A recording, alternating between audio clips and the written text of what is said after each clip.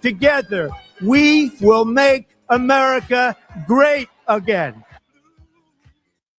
RPN is not responsible for the views, actions, statements, or opinions of its guests, advertisers, or even its viewers.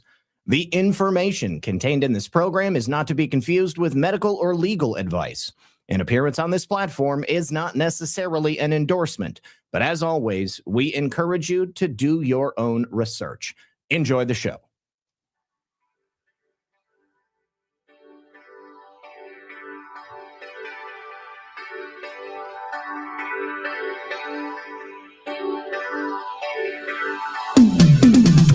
Good evening, everyone. And of course, welcome back. Yes, my friends, to another very exciting episode of Red Pill News Live. Hope you guys are having a lovely day. Thank you so much for joining us on this very auspicious afternoon, June 22nd, 2026. Do my eyes deceive me? The White House going all in on Q, quantum, going all in on quantum, but they're having a little bit of fun with it. Yes, we have all of the details, and we'll get into it, of course. Now, we've also got updates on what's happening with the Iranian situation. Of course, the negotiations are ongoing. Couple of decisions just dropping related to things the administration wants to do, and of course the left is trying to stop him from doing. And it would appear that election integrity might be revealed in the strangest of locations, down south in Colombia. So do me a favor if you guys haven't yet. I would really appreciate it. Hit that like button. Help us out by sharing the show. Hit the thumbs up, red pill, whatever it is, wherever you're at. Because we're going to get into a big, big show. Sit back, relax, and grab your popcorn. Because this is it right now. Science proves that a healthy immune system is the body's first defense against the smallest of ailments to the most catastrophic. Coriolus Versicolor is the most sought-after, all-natural supplement for both humans and pets to help boost the immune system. There are over 400 studies worldwide on its effectiveness in humans, including Sloan Kettering Cancer Center, MD Anderson Cancer Center, and now from the University of Pennsylvania School of Veterinary Medicine. Together, we can help reverse this terrible tide now plaguing your loved ones and give them the immune-boosting supplements that they need.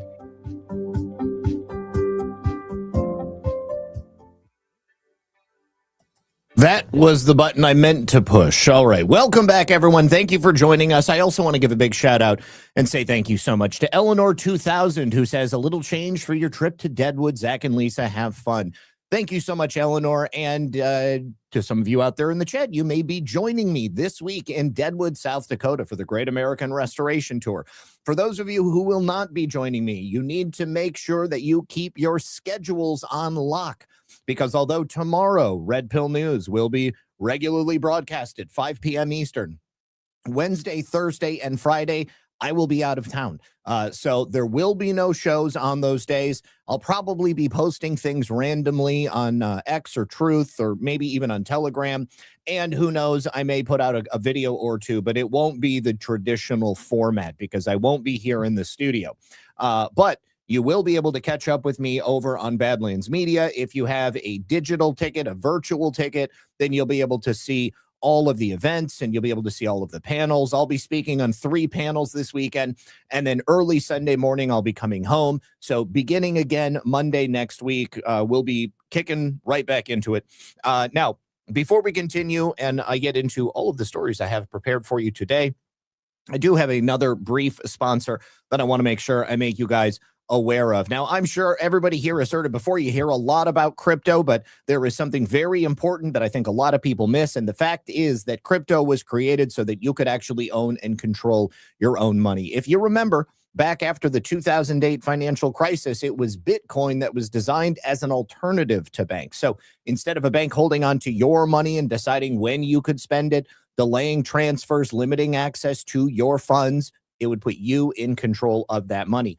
And if you've ever had to wait for a transfer to clear, or the bank has told you that that's too much cash, you can't pull all of that out, then you felt this problem. You know exactly what I'm talking about. So fast forward to today, pretty much everybody's heard about crypto, but for some getting started, it might feel a little bit complicated. And this is why Rumble Wallet is great. I really like it because it takes all of the complexity out of owning crypto, makes it nice and simple. You can choose very easily what it is you want to deal with, whether it's Bitcoin or dollar-backed stable coins or even digital gold that's backed by real gold.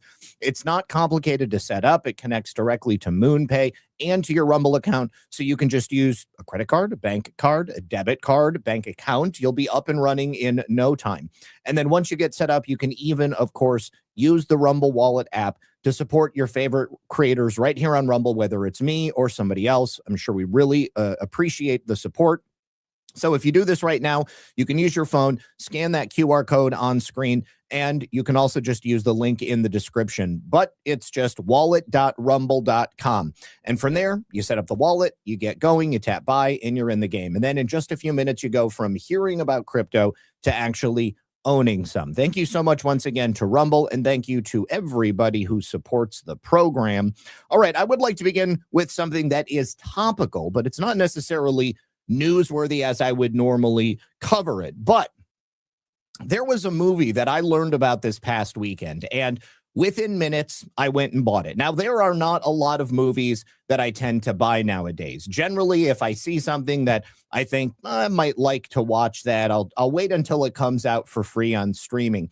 But this movie is very, very different. It's called Citizen Vigilante, and it's about an American citizen who is sick of what he sees going on, basically unchecked migrant crime in Europe, and he becomes a vigilante and he starts killing migrants. The main character is played by somebody who's kind of controversial. His name is Armie Hammer. He got canceled a couple of years back, and he hasn't really made any movies since. But if you know the story of cancellation, we covered it here. He definitely was into some weird stuff. Sounds like he had some alcohol and drug issues. Certainly, he had a sex addiction, but he wasn't treating women very well. It's also directed by Uwe Boll. Uwe Boll is one of the most controversial directors that you might find out there. Generally speaking, critics seem to hate him because of the types of movies that he makes. This movie has sort of a Death Wish type feel.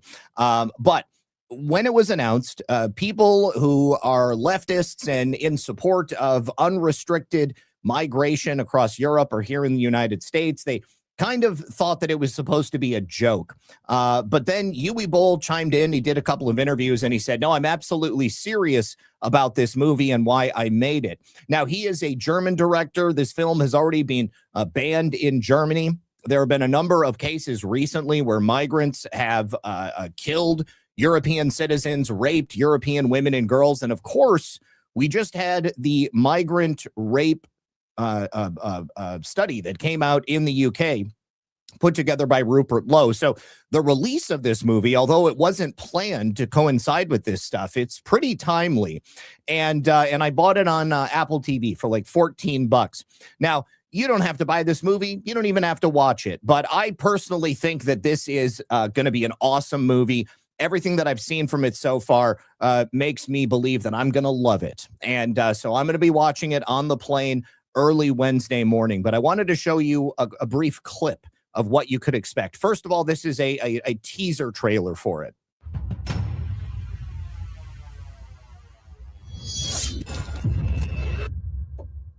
This film is dedicated to the thousands of rape and murder victims in Europe who were betrayed by our legal system, it says.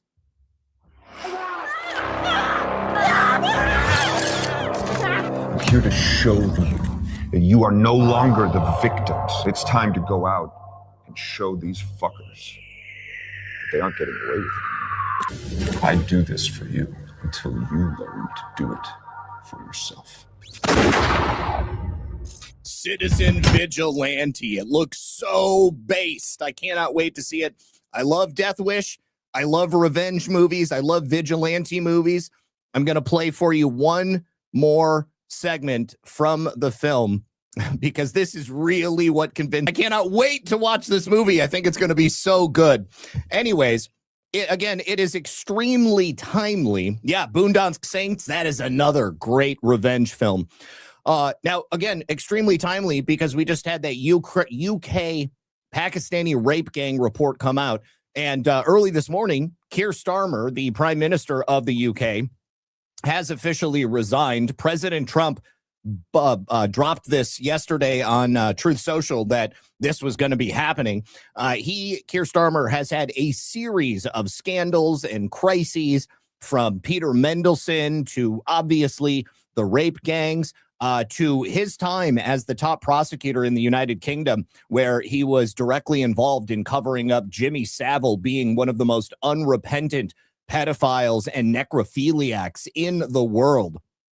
He is so unpopular, not just among the people of the United Kingdom, but obviously among his own party as well.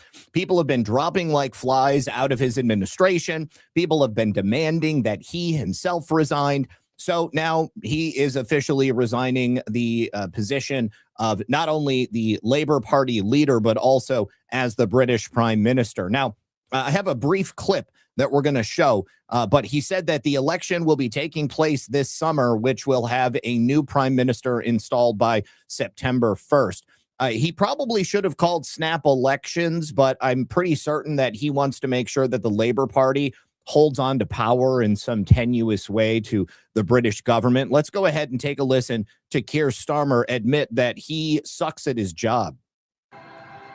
But I know the question being asked now is not who was best placed to change the Labour Party, to take us into power and to begin the vital work of improving lives for millions of people.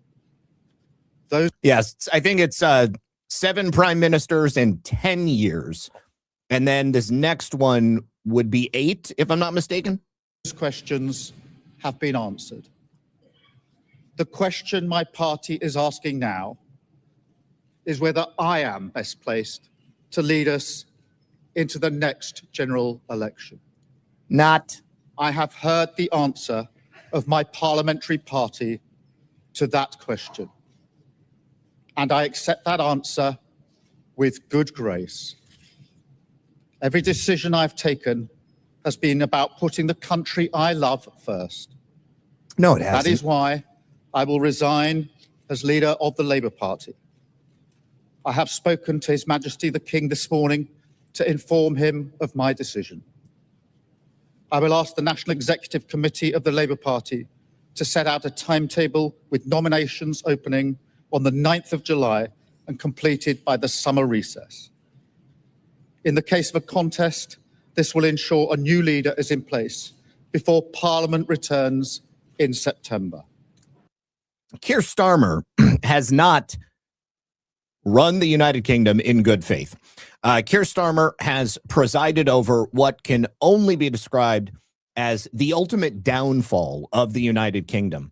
And it's one of the reasons I wanted to talk about Citizen Vigilante at the start of this, because there's been a lot of talk about Europeans that have come here to the United States, and they've been shocked at not only how much freedom and liberty we have, but by how safe it is in comparison to simply walking down the street in the UK. Now, if we don't do something about this, if we don't continue to address the issue of illegal immigration, then at some point in the very near future, we may become essentially analogous to the United Kingdom. We're not going to allow that to happen.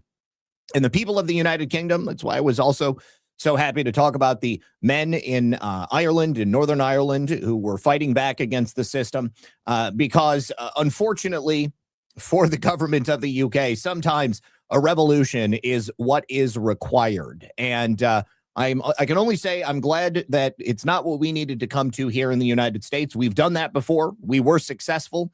But in the UK, they really need to clean up their shit. And they're not going to do it with Labour.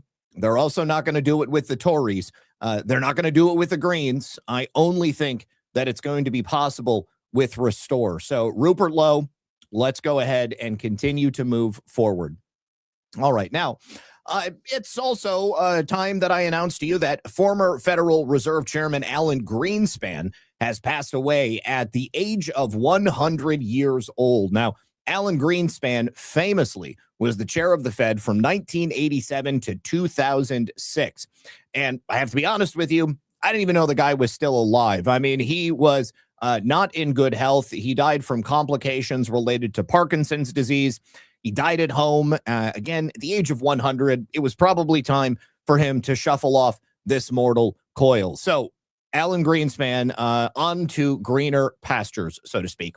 Also, having passed away, and probably somebody who is not going to end up in heaven, is Clive Davis. Clive Davis was a legendary Grammy-winning music producer, and he was also implicated by some in the death of Whitney Houston.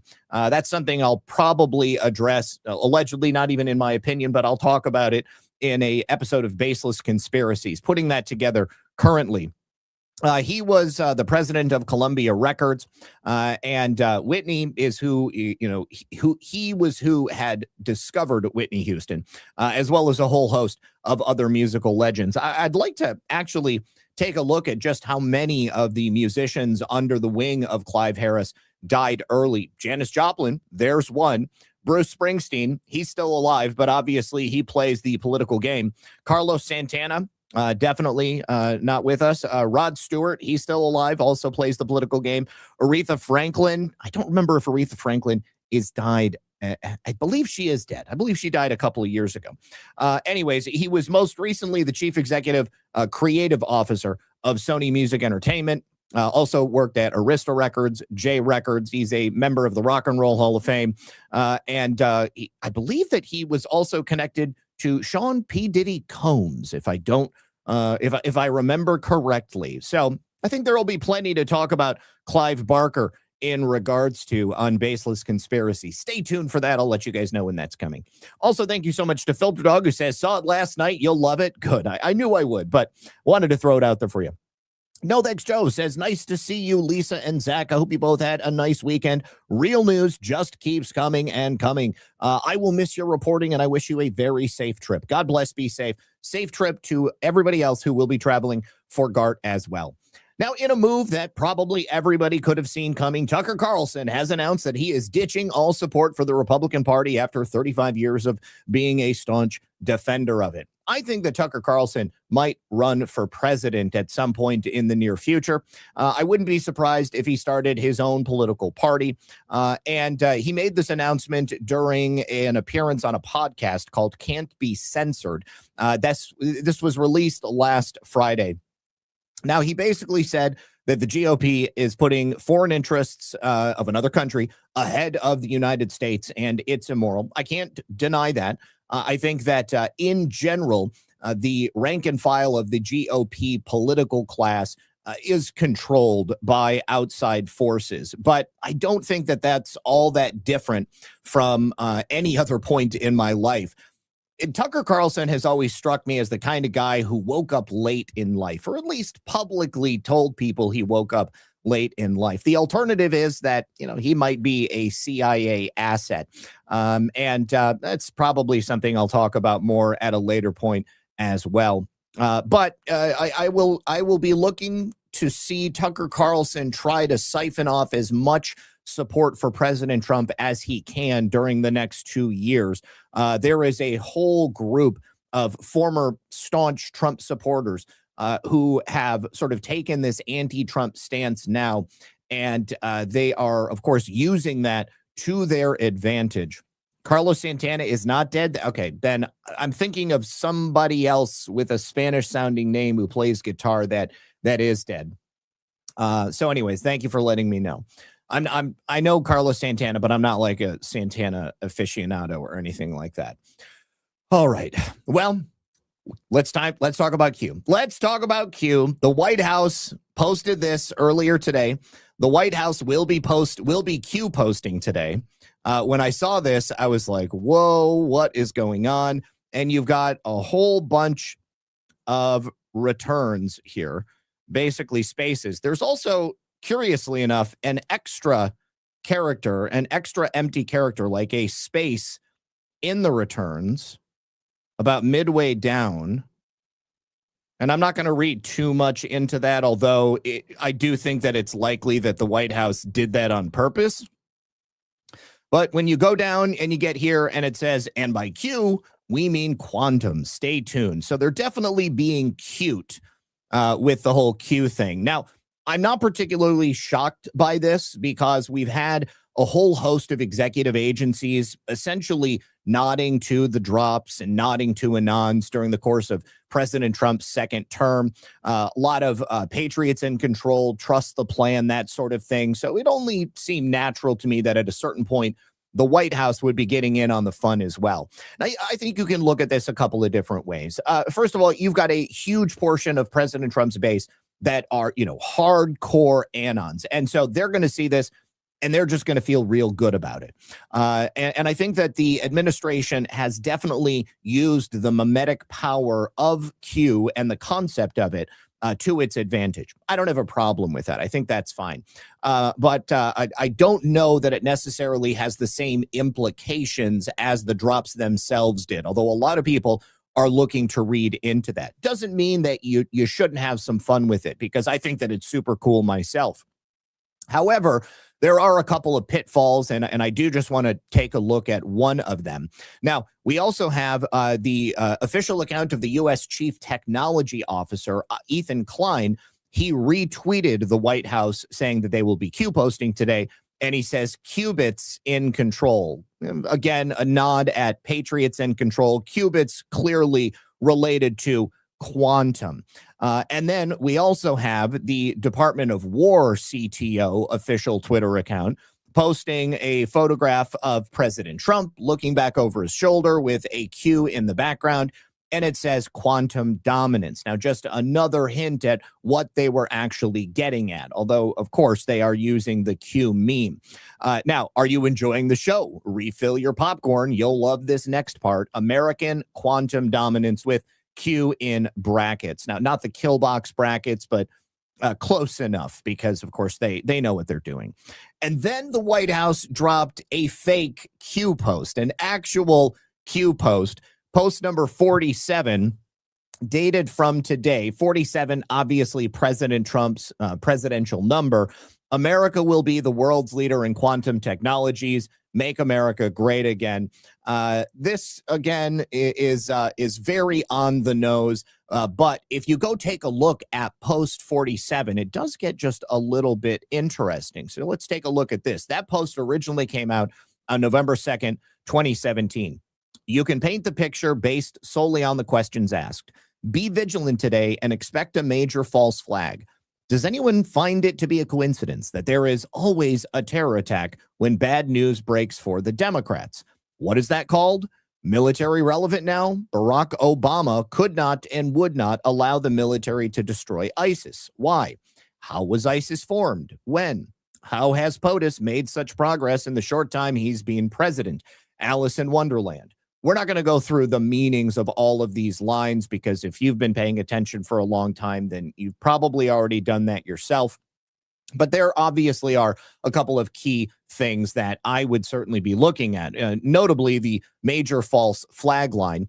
But some of this other stuff, it's simply historical. And we know that the Obama administration created ISIS. Initially, it was ISIL, the Islamic State of Iran and the Levant.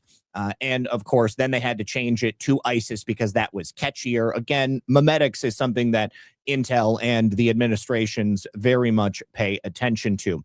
And of course, Alice in Wonderland, that's a nod to Hillary Clinton right there. Now, if a false flag happens, then geez, oh, peace, man, that's really going to be something. But what President Trump ended up doing was signing a number of executive orders related to quantum computing. So Order 1 launches a national effort to produce a quantum computer capable of performing important scientific calculations, and it aims to develop quantum-enabled sensors and networks within the next 5 years. So very similar to what President Trump did with artificial intelligence, seeking to make the United States the leader in artificial intelligence. He wants the United States to be the leader in quantum technology. We're already working on that, but of course, having this directive coming from the administration That will throw some more attention, some more federal dollars behind it. And one of the reasons that's so important is because the president also is very, very keen on crypto. And so are many others within the administration. And one of the perhaps things that people have been worried about is that once we reach a level of sufficient quantum computing ability, quantum computers should be able to break the cryptography related to Bitcoin and chain transactions. And the fear is that your crypto could then be stolen. So really, we need to make the United States of America the leader in quantum technology so that we can safeguard all of those things within the digital realm. Directive 2 directs federal agencies to transition their computer systems to quantum cryptography, post-quantum cryptography standards, meaning that it would not be broken by standard quantum computers. That'll happen by 2031, and it positions the U.S. government to lead the wider adoption of these stronger security standards to address future quantum computing threats. Let's go ahead and take a listen to President Trump during the signing ceremony. Even though nobody's ever done one. Quantum technologies represents the next generation of innovation across computing, sensing, and networking with enormous significance for our country's economic growth, scientific research, and cyber security. It's really a big deal that we're doing today, and the country's doing really well, as you know. In 2018, I signed the National Quantum Initiative Act into law, which led to doubling the federal government investment in quantum research and development. I think you all know about that. That helped unleash billions of dollars of private investment in America's quantum industrial base, promoting significant scientific and technological progress like we've never seen before, actually. We want to keep that positive momentum going in America with the orders that I'm signing today. And these will really have place it a big step forward. We're already the leader by a lot, and we're going to be now the leader by a lot more. The first executive order launches a national effort to produce a quantum computer capable of performing important scientific calculations and to develop quantum-enabled sensors and networks in the next 5 years. And we're going to be investing in American quantum leadership like never before to stay ahead of the pack. We're way ahead right now, and we'll keep it that way. The second order I'm signing directs federal agency to transition to what is called quantum cryptography. Do anybody know what that is? You're going to hear very soon, so you're going to find it interesting. Cryptography for their computer systems by 2031, and to lead the way for wider adoption of these extremely strong security standards. America is celebrating 250 years of ingenuity, innovation, and invention this year, and today's commitments to quantum leadership will help secure that legacy for decades to come. I just want to say before we introduce a couple of the people. All right, so couple of rants over here. Surtur says, sounds like a modern day version of Falling Down to me, must be good. Well, Falling Down was about what happens when a man has been pushed too far, and he wasn't necessarily a hero. But, you know, I understand the themes are similar.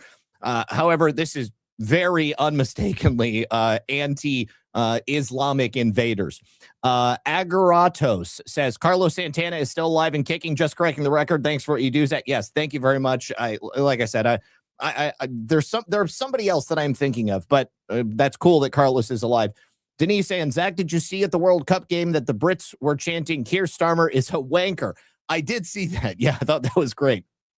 Principled Enigma says, it used to be qmap.pub, but I tried it and it went nowhere. How do you get to Q?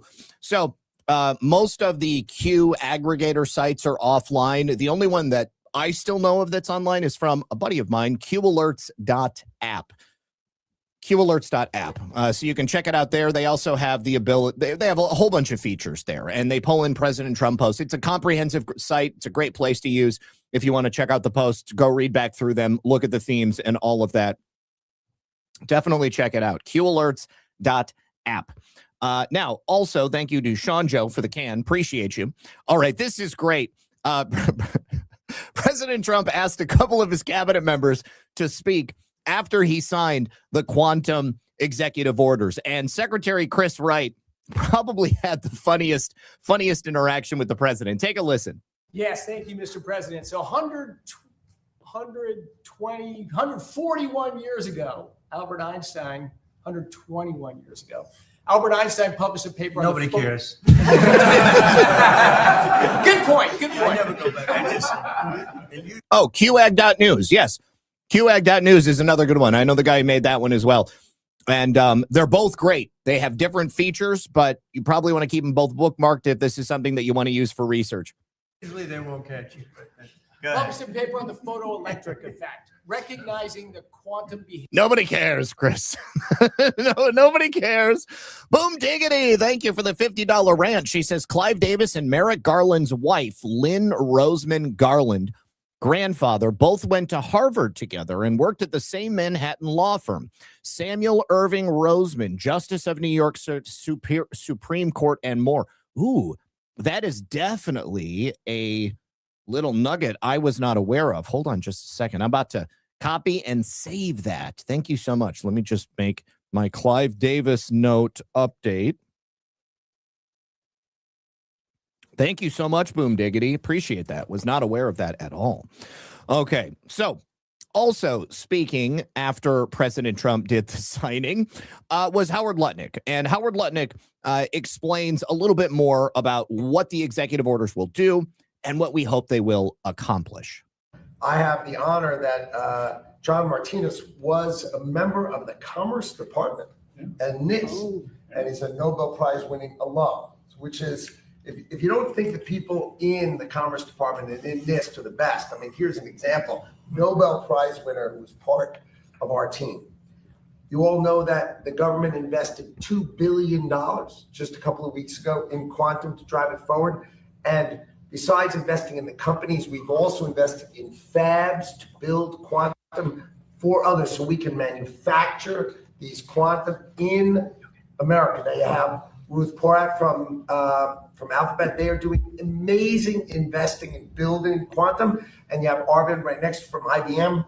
We invested in his fab. He's got a leading fab, so he's going to be building those chips, right? Holy shit, there is a new fucking Q post that just dropped. I can't believe it. Holy shit. Oh my God, pardon my language. I can't believe it. It actually happened. Holy shit.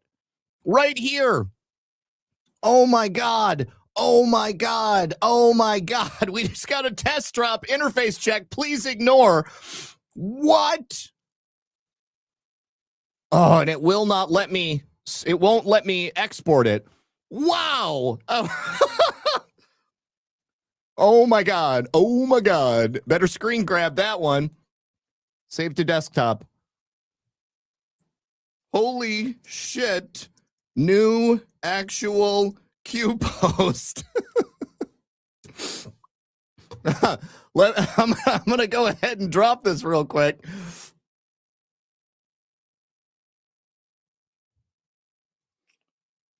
Holy shit. New actual Q post while I'm streaming. Post 4967.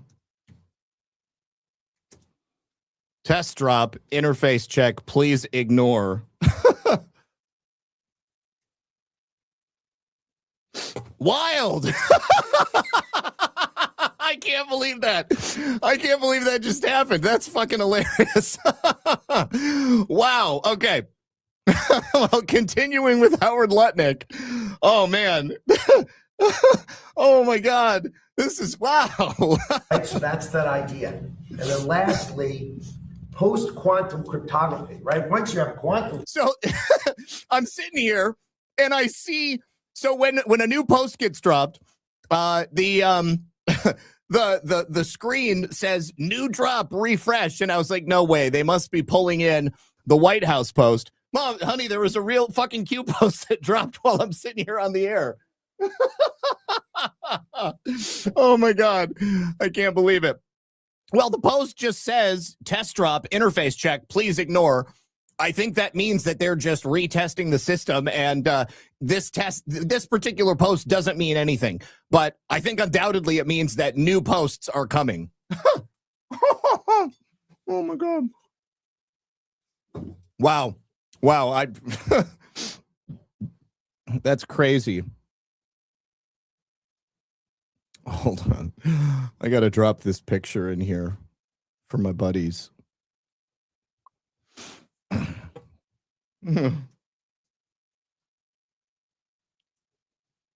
Okay. We've got to protect everyone in this government, post-quantum cryptography. So NIST and the Department of Commerce is going to lead the charge to make sure all of us are protected and defended. So we know how to deal with quantum when it comes. We're going to lead in quantum, and we're going to make sure we stay safe. And these are both the things you're signing today. And that's why you have such an amazing team behind you, because you are leading the charge in quantum for America. All right. Good stuff. Okay. Now, so people have suggested that now the media is going to have to ask the question. I don't know that that's going to happen. If I had to guess, I would say that they're probably freaking out right now, like internally, a little bit of bedlam behind the scenes, because, of course, you have this sort of trolling from the administration. And now it appears that 8kun Q research has been reactivated. But if I had to guess, I would say that if the media talks about this, they're probably going to try to denigrate people who follow it. Now, this is, perhaps something they might use. I have a lot of respect for MJ Ultra Truth. He's a good dude, but he's not the only person who picked up on this. And I feel it needs to be explained. So he says, oh my God, Anons, the White House Deputy War Room posted this and said, activation word, Ronald McDonald. If you know, you know, but I will tell you, Elon Musk on 11/4/24 shared this video. So this video is from National Revival. I've actually played this video on the channel before.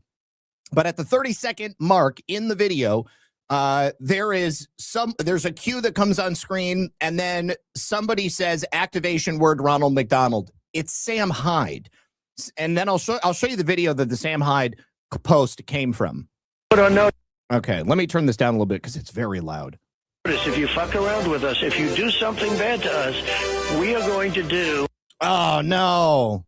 Oh, he is testing. Okay. All right. I get it. Fuck. Going to be testing for Q scraping and notification alerts. Any alerts heard are not real drops. They are me testing to make sure. Okay. All right. Well, that's good. All right. No, he's not. The site owner is testing. The banner alert came after I saw the drop. All right. Well, it's all good. Thank you very much for pointing that out to me. Not real. Not real. Okay. Okay. So anyways, this is also not a message from Q, and it's not the White House giving a message about Q. But here, pay attention to the video. And at the 37-second mark, we will pause it. Things to you that have never been done before. The forgotten men and women of our country will be forgotten no longer.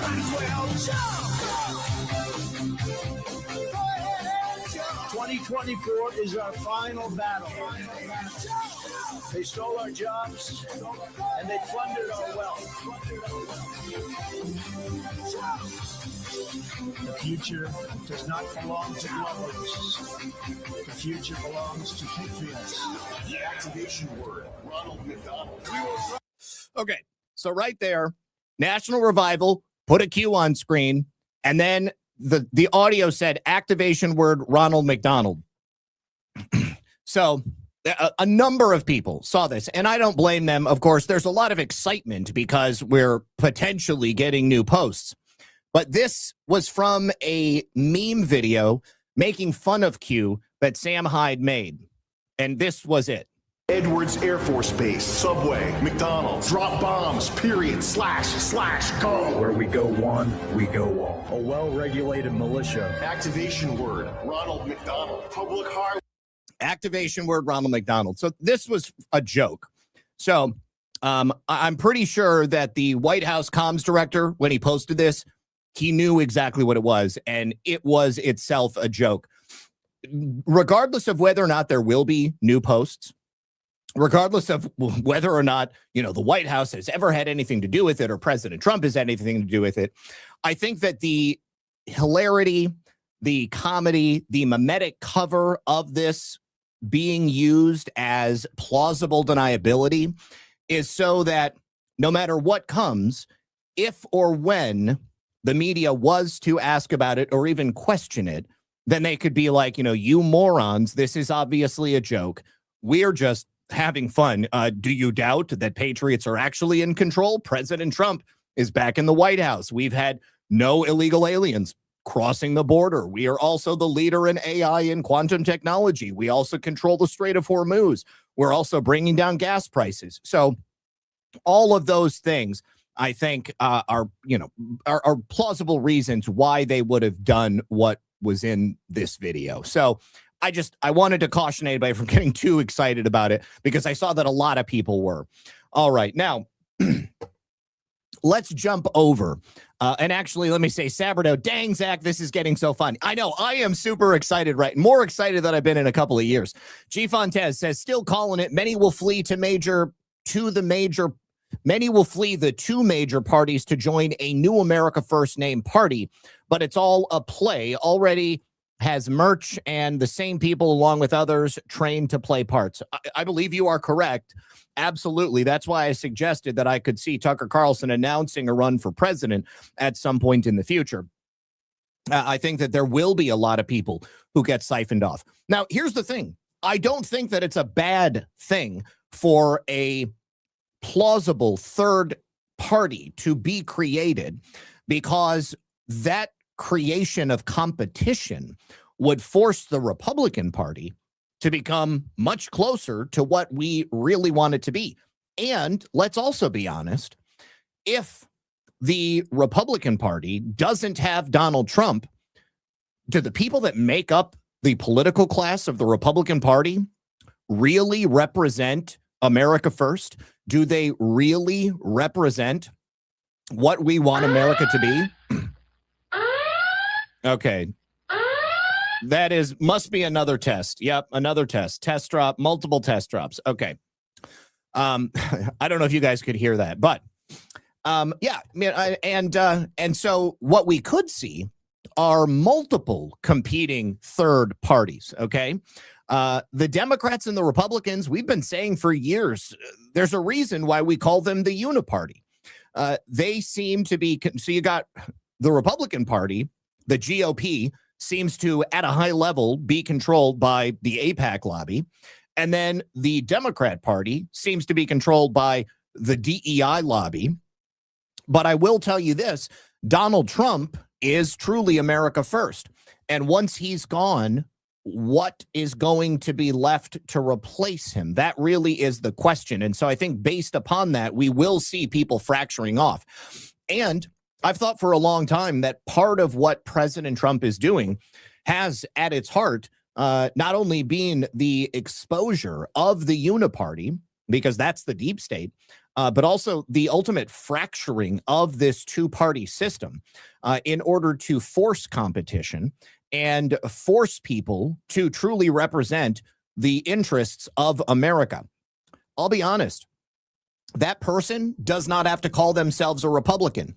If that person is ideologically aligned with life, liberty, the pursuit of happiness, the protection of our civil liberties, and ensuring the safety, security, and freedom of future generations, that person is somebody that I think represents my values.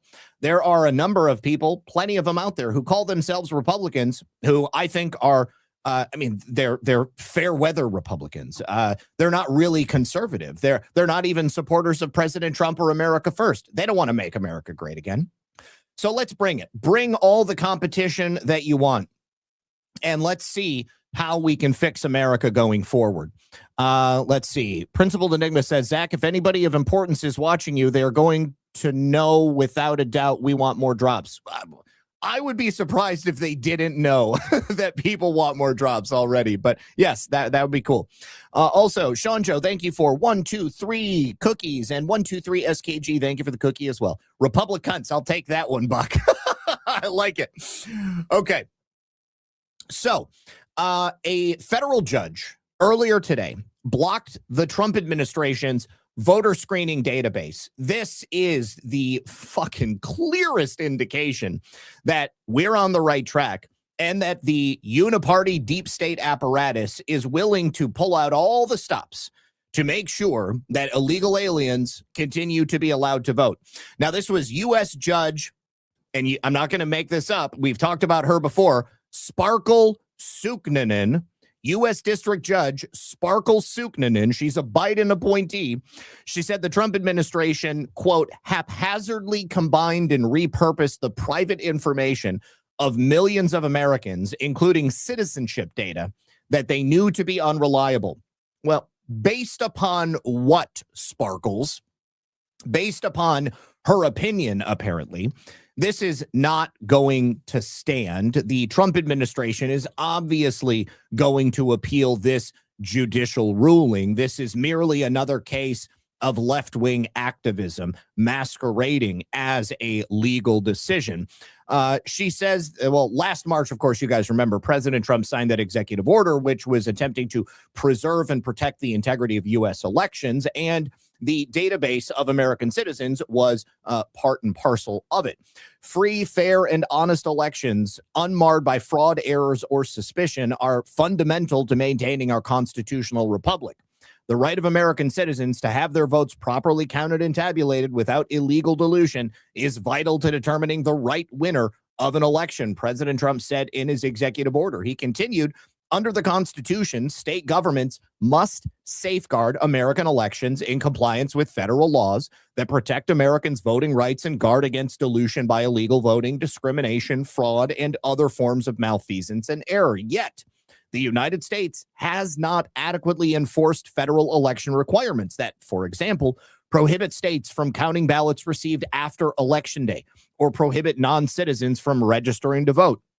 Well, Judge Sparkle Suknanen ruled against President Trump and accused the administration of trampling on the privacy rights of American citizens. So a Politico report shows that this judge claims that the administration creating this database of millions of Americans' citizenship information, which includes social security numbers and citizenship status, is now blocked. She says the administration has fed knowingly incorrect data to states that are now actively and haphazardly purging purported non-citizens from the voter rolls. With what evidence is she making this claim? Is she making the claim based upon the arguments of a left-wing nonprofit, perhaps one of the many lawsuits that were filed by Mark Elias, the former pit bull of the DNC and Hillary Clinton? The federal government has knowingly trampled on the privacy rights of American citizens in a manner that threatens the sacred right to vote, she claimed in a 75-page ruling. This court cannot stand idly by while that happens.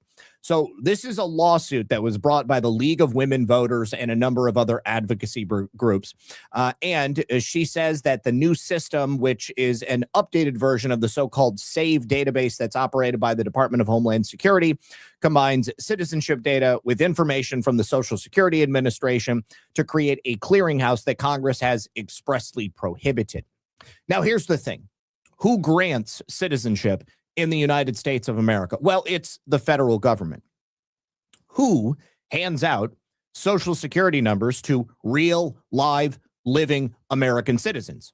It's the Social Security Administration, which is part of the federal government of the United States. One would assume that citizenship data and social security numbers cannot be incorrect or duplicated, considering that everything you do in public life, whether it's getting a credit card or a car loan or opening up a bank account or sending your kids to school or applying for a loan or a mortgage, a home equity line of credit. There are so many things that require the use of this information.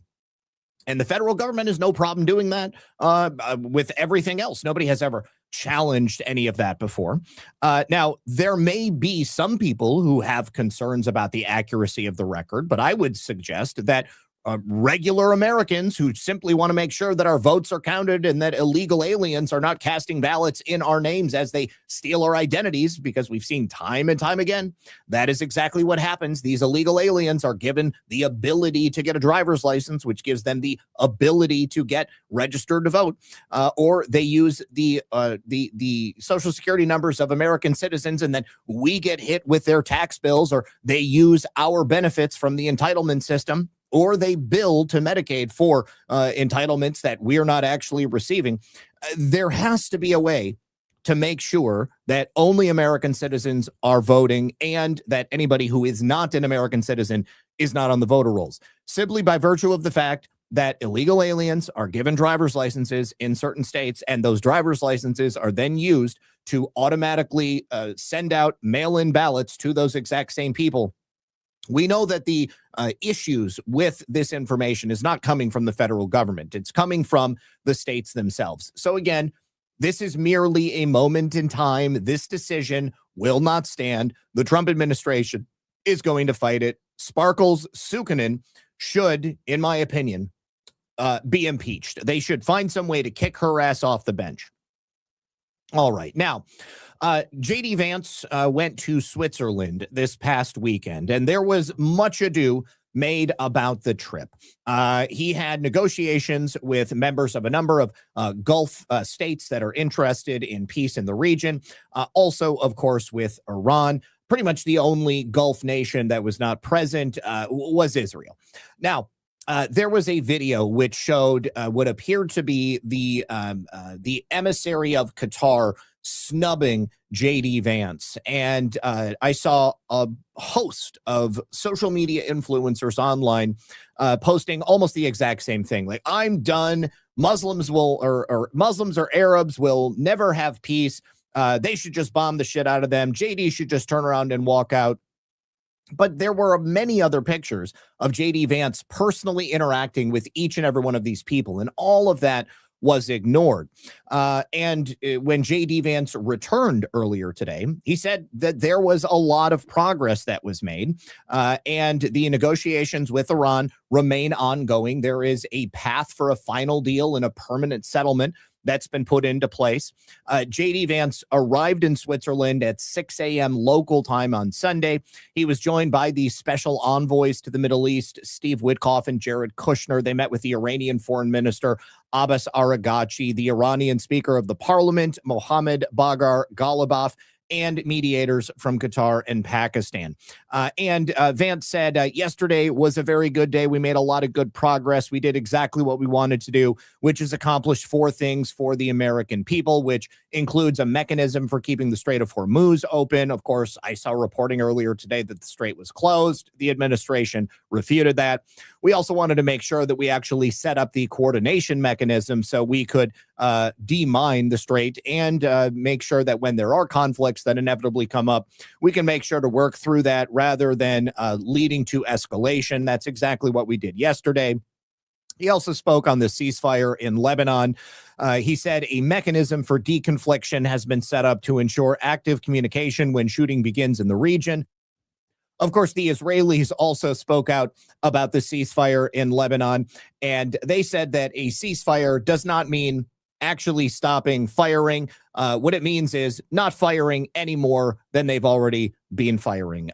That's obviously totally ludicrous. But Vance also revealed that Iran has agreed to allow inspectors from the United Nations International Atomic Energy Agency. They'll be coming into Iran to ensure that although Iran will be making uranium for their nuclear reactors, they will not be enriching it for the creation of a nuclear weapon. This, all told, was a major milestone, and it's the first necessary step in ensuring that peace in the Middle East is lasting. There will be no nuclear Iran.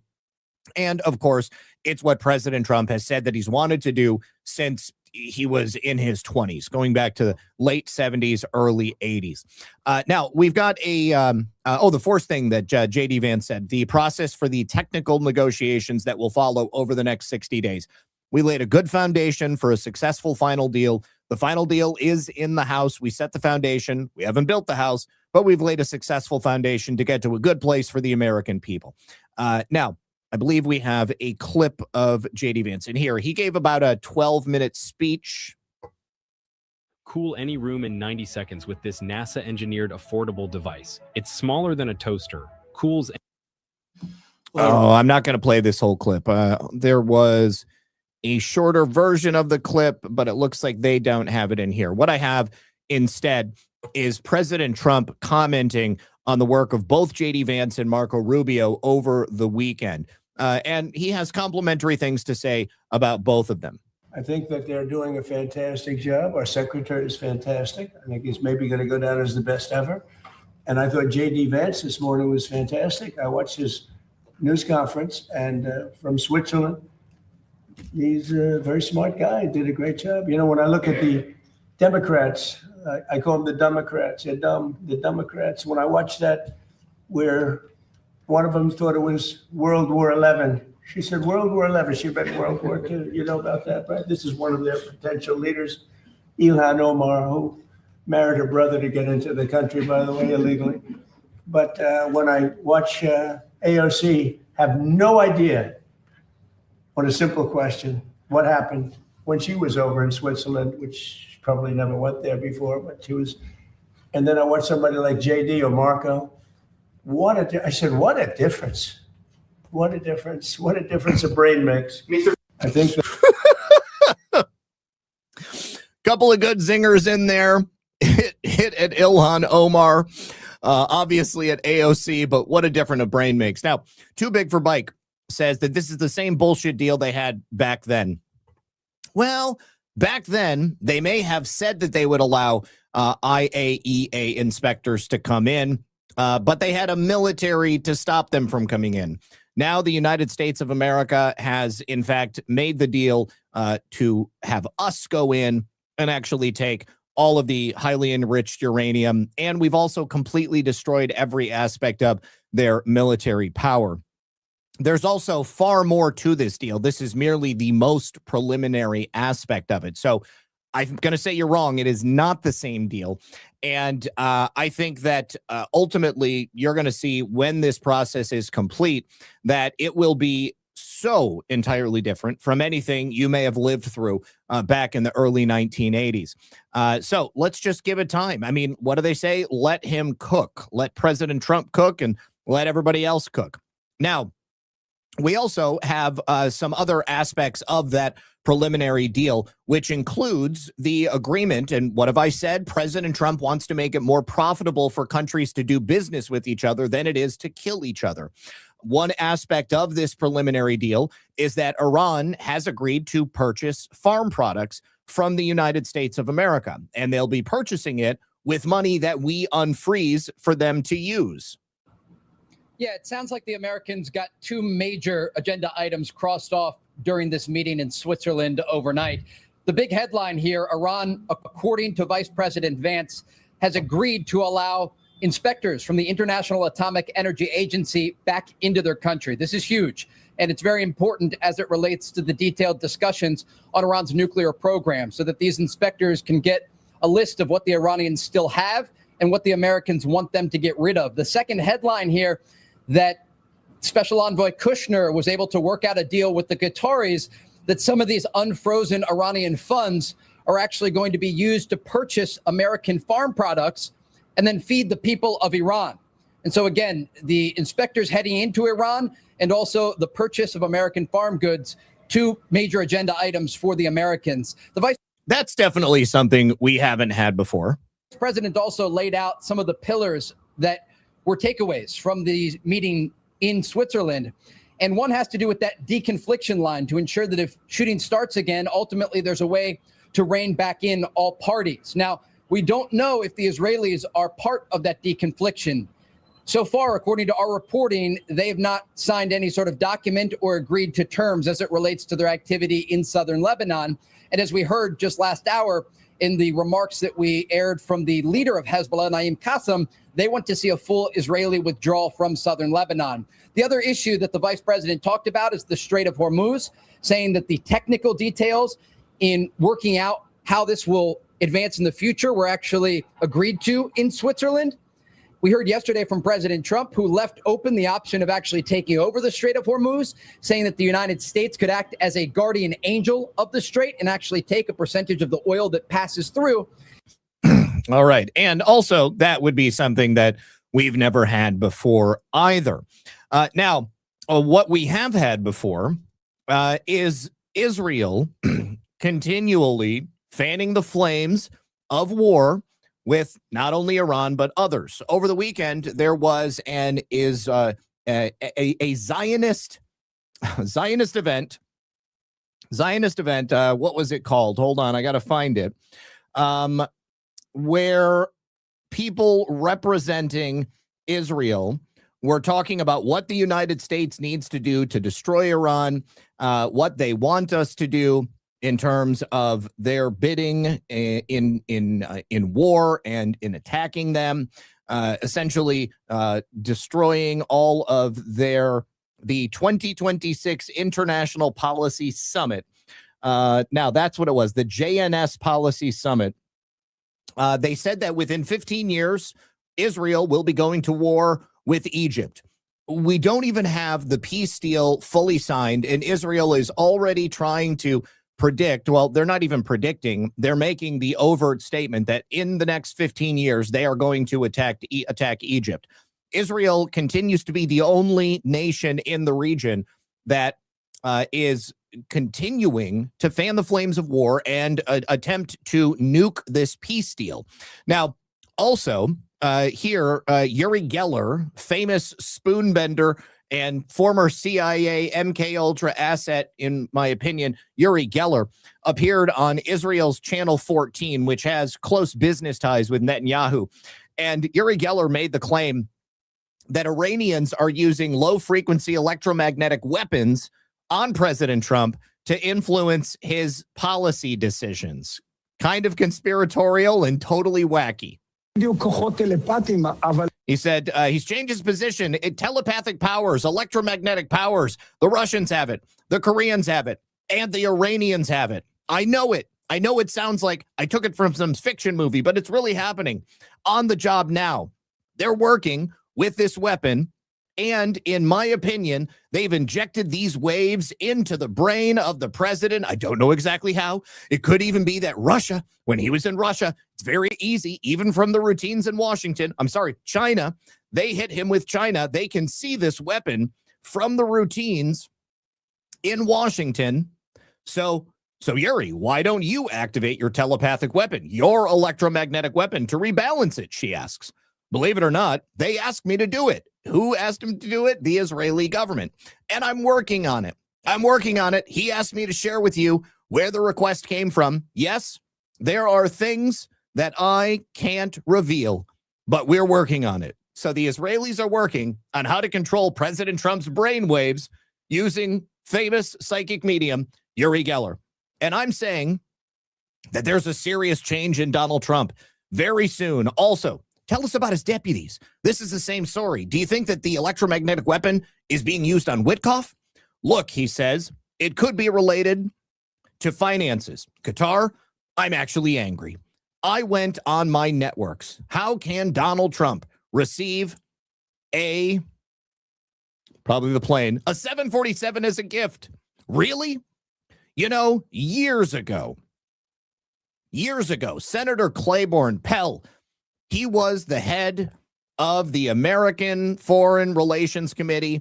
A man who works with the Pentagon and the CIA came to my house, and we talked about some things that I obviously can't reveal. And in the end, I gave him a cheap plastic watch for $4. And he tells me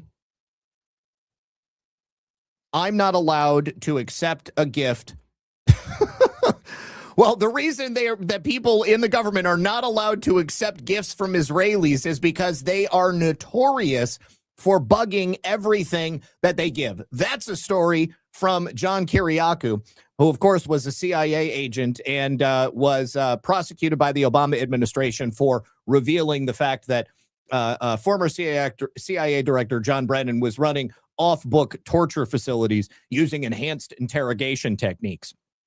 But this just goes to show you the level of panic that we're seeing from the Israelis because they don't want peace. They don't want peace. And you know what else they're doing? The IDF is still destroying Christian monuments in southern Lebanon, inside the so-called 10-mile security zone, where they're going after, isn't it terrorists, guys? Aren't they going after Hezbollah terrorists? Then tell me, what the hell are they doing inside Christian churches destroying Christian iconography? You can see all of this stuff destroyed. Statues, priceless religious artifacts, destroying it. IDF soldiers. These are the same guys who desecrated that crucifix of Jesus Christ. This has nothing to do with Hezbollah. Nothing to do with Hezbollah. But they're the ones who are destroying. They're the ones who are destroying things. Okay? They want to say that they are the greatest allies of America. And they want the United States to do their bidding, basically go to war. Take a listen to this. Is not. First of all, this is Melanie Phillips. She's a British-born Jewish Zionist telling the United States what to do with our foreign policy. Strong, but America's many powerful weapons count for absolutely nothing if it won't use them. If America won't commit itself to take the pain involved in fighting for its way of life, then Iran wins. And America won't defend itself properly because it does not understand that when it has an enemy, as in the Iranian regime, that believes God is instructing it to destroy America and the Jews, any negotiation is viewed by them as weakness and a way to manipulate America into surrender. Now, if you actually talk to Americans, because she's not an American, she can say whatever she wants about what these negotiations mean, but she's wrong. The vast majority of Americans want the war over, they want peace, and they want what we voted President Trump in for, which was to take down the deep state. And that certainly includes members of the deep state who comprise the Israeli government, just as it comprises the United States government. Now, this is a very telling clip right here.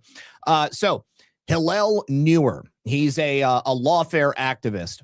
And in this clip, he blasts the UN Special Rapporteur, Francesca Albanese, because she said that America is controlled by the Jewish lobby. I think it's undeniable that certain politicians are definitely controlled by the Jewish lobby, but President Trump controls the United States of America, and he is not controlled by anyone. He answers to the American people. So he says that, oh, this is anti-Semitic and it's bad that she made this statement. But then he literally in the same breath brags about how he and his lawfare partners successfully lobbied the U.S. government to sanction this woman and have her bank accounts closed because she dared to criticize Israel. The UN rapporteur on Palestine. As you know, I don't have to tell this audience, she has said that America is controlled by the Jewish lobby. On October 7th, she defended Hamas, said there's a context, and every 5 minutes on Twitter, she is echoing the worst blood libels against Israel. She is the leading purveyor of the genocide libel. We are fighting back. We are fighting back. We have exposed her.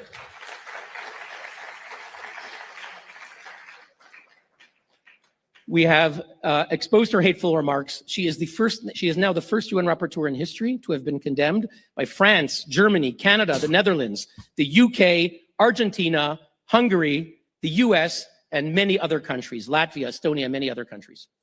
No, that's pretty powerful that you would be able to have that done.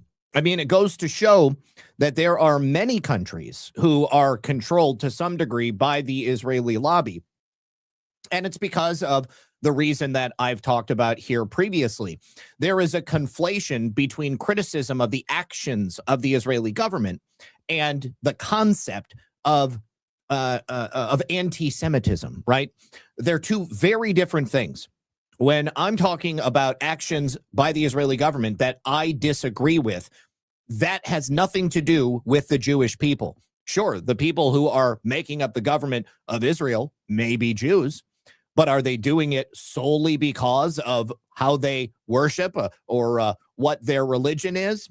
I don't know. I don't know what's in their heart, but I can tell you that I don't like it when any other nation tells the United States what to do. And I certainly don't like it when any other nation thinks they control what the United States decides to do. I also don't like it when political influence is bought by any other nation. And I do not agree with the Israeli security platform, which, as Netanyahu details here, is essentially kill first, ask questions later. I think the greatest achievement we have made is to break through the barrier of fear. For years, people told us, you cannot attack the soil of Iran. Yes, you can do Mossad operations, and we did, quite a few. I authorized many. But you cannot send our military to Iran. But we changed that. We sent our brave pilots over the skies of Iran, and they took out targets, regime targets, terror targets, missile batteries, missile production sites, and nuclear sites. We changed Israel's security doctrine. We initiate, we attack, we surprise, and we attack those enemies that seek our destruction, that seek to kill us. We attack them before they have a chance to do so. If you know Hebrew, akam leorgecha, ashkem leorgo. Kill them first. You can never have peace when that is your doctrine. And you can never negotiate in good faith when you kill first and ask questions later. And through that doctrine that Bibi just laid out, they are directly attempting to sabotage the peacemaking process. And of course, as I've said before, it's because war is good for the government of Israel. Not only does it allow Bibi to cling to power, think October 7th, but of course, it allows the stated goal that they have of wiping out these people from the Middle East and, of course, securing the safety of the Israeli people. Of course, your people are going to be safe when everybody that you have as a neighbor is dead. There's nobody left to have any arguments with. But that's not the world that I want to live in, and that's not the world that the United States wants to live in. Now, take a look at this. President Trump was asked during that signing ceremony earlier today about Israel essentially controlling the southern portion of Lebanon, which is where we saw that Christian church get demolished by IDF soldiers a few moments ago. Here's another beauty. What's this one? Well, Here's a real beauty. earlier Go today, ahead. the Israeli Prime Minister Benjamin Netanyahu said his forces are not leaving Lebanon. That is a sticking point. Who did he tell that to you? He said it publicly in Israel. Well, we're going to take a look at it. Well, what would you do to make sure that he doesn't? Well, I'm not going to sabotage tell the you deal? what I'm going to do, but it gets solved. I'm a problem solver. I get problem solved real fast, including with Bibi. Go ahead. Thank you, Mr. President. Thank you. What's the latest you've heard from the Vice?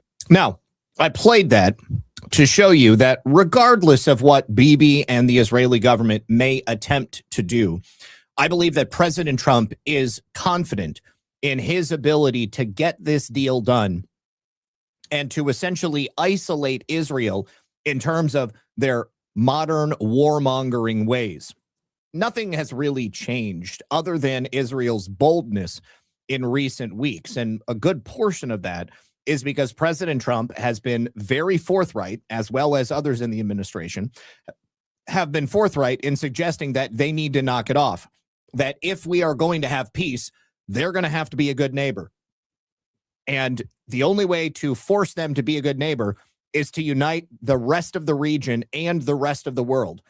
The opinion of people generally of Israel right now is very poor. And that's because they are so quick to kill and ask questions later. Now, I would like to jump into a larger conversation about election integrity, and we're going to do it in the framework of what's happening in Colombia right now. But before we do, I have a brief message from our friends over here on Rumble. You guys, you know what's happening right now. America is coming up on a major milestone. This is very important. Parents, grandparents, please listen. We're coming up on our 250th anniversary, 250 years of freedom, grit, sacrifice, and the greatest experiment in self-governance the world has ever seen. Despite the best efforts of the deep state, the United States continues to soldier on. That means this is the perfect moment to make sure that your kids and grandkids understand exactly why this country matters. Children today are losing sight of that because of the efforts of the deep state. It's not just about fireworks and hot dogs. There is a story behind this. This free guide called The Kid's Guide to America's 250th Birthday is honestly a great way to help introduce that idea to them. It's going to teach them who the founding fathers were, what it was they risked, and why the ideas they fought for then still matter today. The guide is going to send them back to the moment when those brave men signed the Declaration of Independence. They knew full well what they were risking. They put it all on the line for freedom. It's going to break it all down in a way these kids can actually understand and enjoy. It's not going to water it down or make it feel like schoolwork. So ultimately, if you care about raising kids who know where this country came from, and most importantly, why it's worth preserving, this is something you're going to want to grab. And the best part, it's completely free with this special offer. All you do is pay the $2 for shipping and handling. To get one, go to freeusabirthday.com. That is freeusabirthday.com. And the Kid's Guide to America's 250th Birthday is there for those kids today because America's story matters. So let's make sure the next generation knows it. You know, I saw a stunning number the other day that the overwhelming majority of people who identify as Democrats are not going to be flying a flag on the 4th of July. I've got a flag in front of my house 24 hours a day, 7 days a week, 365 days a year, except for those days when they ask us to bring it in or to bring it to half-mast. But that flag is always out there because I want people going by my house to know that I love the United States of America. And despite whatever these people tell us about what that flag represents, I know what it represents to me. And it represents the freedom, the liberty, the struggle that our forefathers went through to make it possible for us to have this nation today. And I think that you and I, we fight for those very, very important tenets on a daily basis. And for those people who don't understand that, I feel pity for them. I feel pity that they don't understand why America is so great, why we want to make America great again, why we want to put America first, why we want borders to ensure that people don't just come waltzing into our country, why we want to protect the unborn, why sanctity of life is something that matters to us. You know, I care just as much about a random woman walking down the street in Boston getting stabbed in the neck by a migrant as I do about the baby in her stomach that is yet to be born. And I want to protect America for the kids of those people who simply don't get it, who simply don't understand. But we have to do that with elections that are real. When everything is fake and gay, when you can't rely on the truth of anything, because you know you can't trust the television, you know you can't trust most of the things coming out of politicians' mouths, you know you can't trust most of what people around you are even saying because they're informed by hacks. They're informed by those who don't know. They're informed by people who have agendas. And what have they told us for years? That election security, election integrity, it's a fool's errand. It's a fool's gambit because our elections are secure. Well, if our elections are secure, then why aren't Colombia's elections secure? Because they use the same type of technology that we do. Now, of course, President Trump did not endorse the current president of Colombia because he's not running, Gustavo Petro. Of course, he endorsed a left-wing candidate, but President Trump endorsed a right-wing candidate, somebody who is very akin to Nayib Bukele. It's exactly what Colombia needs. However, although that candidate won or was declared the winner, the current president, Gustavo Petro, is suggesting that the election was stolen and that it could only have been done by a state actor. And he actually names the nation of Israel. So yesterday it was reported that Abelardo de la Espriella, the right-wing candidate that was endorsed by President Trump, had won the Colombian presidential election over this past weekend. The current president, Gustavo Petro, has called those results into question. Now, Petro is forbidden from running for re-election, so he's contesting the election on behalf of Ivan Zapata, who is the candidate that he endorsed from his own party. Now, since the news initially broke that a country of roughly 25 million people was able to count the ballots in a single day, which is fascinating because, of course, California hasn't even finished counting their ballots, and here we are a couple of weeks out. President Petro has continued to question the legitimacy of this election. So how would the establishment media react to the claims that he's making, saying that we need audits and scrutiny over the Colombian election as compared to President Trump's continued scrutiny of our unverifiable election results here in the United States? Well, it's a little different than what you might expect from the coverage of American journalists here in relation to our fake and gay elections. Several of the claims from President Gustavo Petro are strikingly similar to the same things we uncovered years ago during the 2020 election. And that includes unsigned precinct documents and electronic modifications to voter databases, things that, by all rights, should be looked into, should be investigated. Now, this scrutiny from Petro began last night when he put out a post and a video claiming that polling stations in Colombia did not have signatures from board members, that there's an obvious problem with chain of custody, and that these votes must be challenged immediately. Now, the claim from President Gustavo Petro, is very similar to things that have been reported here in the United States. In December 2025, there were some stories going around about unsigned poll tapes, which accounted for hundreds of thousands of votes in Fulton County during the 2020 election. I would like to remind everybody, we never got the DNI's election report last week, but we are supposed to be getting it this week. I don't think there's any coincidence that that report should be dropping within days. And in Colombia, we have claims of election malfeasance, which are strikingly similar to the claims that we have made here in the United States. Now, after that initial post, and actually let me get out of reader view because I know that Brian included these posts here. Now, these are in Spanish, but the scrutiny began when Petro made this claim about the unsigned poll tapes, and he actually included this video. Not going to play it because you get the idea, but that post came with another afterwards where Petro claims that the registry is uploading E14 forms without signatures from polling officials. They have different names for things, but roughly the structure of Colombian elections very similar to ours here in the United States. So then he posts some more sauce right here.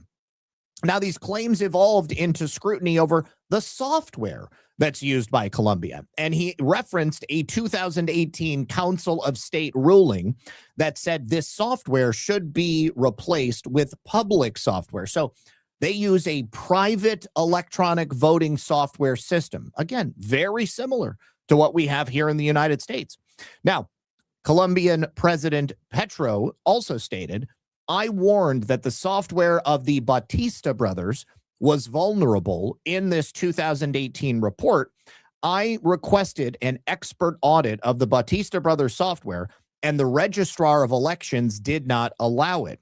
Wow, it sounds like, again, what we did here in the United States. Well, geez, we're just asking for things to be investigated. But of course, in the United States, the people who are holding the elections don't even have standing for those elections to be investigated. Now, he also stated that the Colombian government has evidence of a change in IP addresses of several servers of the National Registry. That seems to suggest that the software has been compromised and that, quote, others wrote data for polling stations and voting posts, meaning that the results from those polling stations are fake and gay. They are not what the people actually voted for. He has another post where he claims that scrutiny lawyers are being prevented from entering Corfeas, this is a convention center in Bogota, which is the capital of Colombia. In that same post, Petro requested national police and judges be allowed to have lawyers enter so that they can investigate. Now, another post from Petro also mentions previous calls that have been made for the registrar of elections and the prosecutor to allow a technical audit of the software prior to the first round of voting, and a demand to restore the hash lock and timestamp so that they can ensure E14 forms were not altered electronically after being uploaded. And he also claims that this was done to him during a previous election. He had actually made this claim the last time he ran for office. He said, they called me crazy and anti-democratic, very similar to what they said about President Trump, as if electoral transparency were a matter for violent people who want to set the country on fire. What sets things on fire is the lack of electoral transparency. So he continued and called into question the overseas vote. UOCAVA, anyone? The uniformed overseas military ballots. Remember when all of those ballots came in for Joe Biden at the 11th hour? God, we were saying the same thing. He claims that we're inching towards the Peruvian situation, where it's the overseas vote, especially in the U.S., that puts the president in office. So early this morning, Petro posted once again that he had asked the police to detain every person who assaults others over the right to electoral scrutiny. And he reposted a video claiming a councilman had assaulted the lawyers who are recovering the votes in Medellin, Colombia.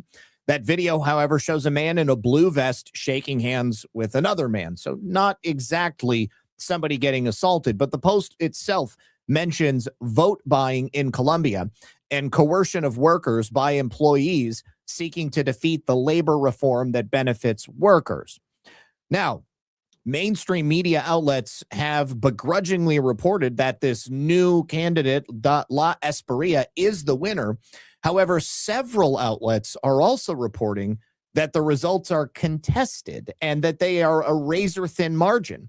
It was about a 1 percentage point difference. It was like 48.7% to 49.7%, something like that.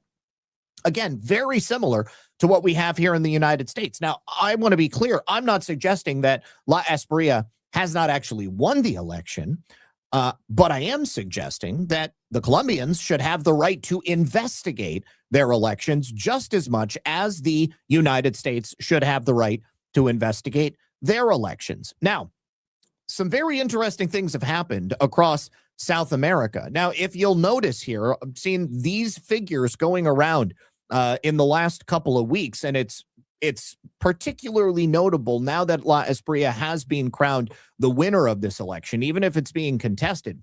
But once USAID shut down operations and the money from USAID stopped flowing into black ops down in South and Central America, stopped funding political movements in those countries, there have been an overwhelming movement towards conservative candidates. Now, you can see here, back in June of 2023, there were 10 left-wing governments in South America, and then there were only 3 right-wing governments.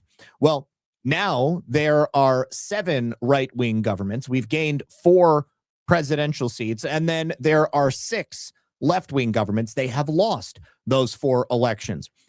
So it makes total sense to me. Oh, I should also mention that the Democrat Party has also dropped to negative dollar territory, and it seems that the paid protest movement has all but collapsed, and it seems like many different aspects of the nonprofit industrial complex that was being funded with USAID money has fully collapsed as well. So I'm really following what's happening in Colombia very, very closely. And I look forward to seeing what happens with an investigation into the security of their electronic voting machines in the same way we have here. And I would be looking for perhaps Wednesday of this week, a potential drop of that DNI report. It seems like Bill Pulte is preparing to do the work that Tulsi Gabbard had to step away from. And we know with certainty that the deep state is deathly afraid of whatever it is that Bill Pulte's going to do. You know, I don't like to date fag, but I have actually heard it quoted that Wednesday is the expected reported date for the release of that election security report from the Director of National Intelligence. So we'll keep an eye out, and we'll also keep an eye out what's happening down there in Colombia. Yes, USAID is the nonprofit arm of the Central Intelligence Agency. I also think that there's probably a whole bunch of CIA ops that have collapsed since the collapse of USAID. But of course, those are highly compartmentalized and top secret. So we're not going to find out about those. There may be things that are revealed over the coming months. And if it is revealed, if something in the very, very disturbing is revealed, obviously, we're going to be paying attention to it. All right. Now, President Trump wanted to make sure that everybody was aware that it is with his leadership that we have seen a restoration of monuments, statues, and generally speaking, just the upkeep of Washington, D.C. and many different places all around the country. So President Trump cleaned up a whole host of beautiful spots that were, quite frankly, shitholes after people had stopped caring about the way DC looked. There have been 1,695 lights fixed, 1,143 benches that have been rehabbed or installed, 500 instances of graffiti that have been cleaned up, 250 truckloads of debris that have been hauled away from the carp pond at the Constitution Gardens, 152 homeless encampments that have been removed, 150.5 tons of pothole repair material was used, 134 rat-resistant trash cans have been installed, 45 monuments and memorials have been cleaned. We've already taken a look at the Christopher Columbus Monument. I mean, the results are just staggering. 28 statues have been cleaned, 22 fountains have been repaired, and 6 statues have been installed. And the people who live in Washington, D.C. are having a bit of trouble coming up with anything bad to say about it, although the reflecting pool has been a point of contention very recently. Let's take a look at this, and we can see some of these places that have been cleaned up. Now, let's go to this report from the New York Post. They are saying that a Camille Kiefel, 30, Kosha, this was been 20 to 30 is slow has done. So even single person, different. Okay. This is the wrong clip. That's not what it's supposed to be. Okay, so... okay, so they didn't have the clip in here that I anticipated. Now, let me go through some of these. Thank you. Angie K says, people don't understand. MAGA is the new party. We took over the Republicans and Libertarians. I believe you are correct. That is in terms of the voting block, which is why I keep harping on the sanctity and security of our elections. The problem is that the people, many of the people who are still in charge in the political elite class of the GOP, those people are not like us. And this is, again, why I am so insistent on making sure that we have elections that are real and elections that we can trust, because I believe that with the loss of that USAID money, with the loss of smurfing opportunities, with the loss of foreign cash coming in from any country, the people have a directive to bring in candidates who are truly going to represent them. I've got somebody challenging my Congressman Randy Fine here in the primaries this year, and I cannot wait to support that guy. Surter says, Zach, look at today's Q deltas. There is a message there. I think I've already done that, and I don't think that there's anything that I was concerned about. I'm not going to go back to that, but we'll take a look at it probably tomorrow. Also, G. Fontes, there was obviously a terrorist hiding behind and under these Christian monuments and works of art, not some random nation's government military taking out their anger on them. Principled Enigma says, my name is Dennis Feather. I will be posting on Truth Social and X under this name, as well as my Principled Enigma moniker. This is in lieu of joining you and others as a fellow content creator.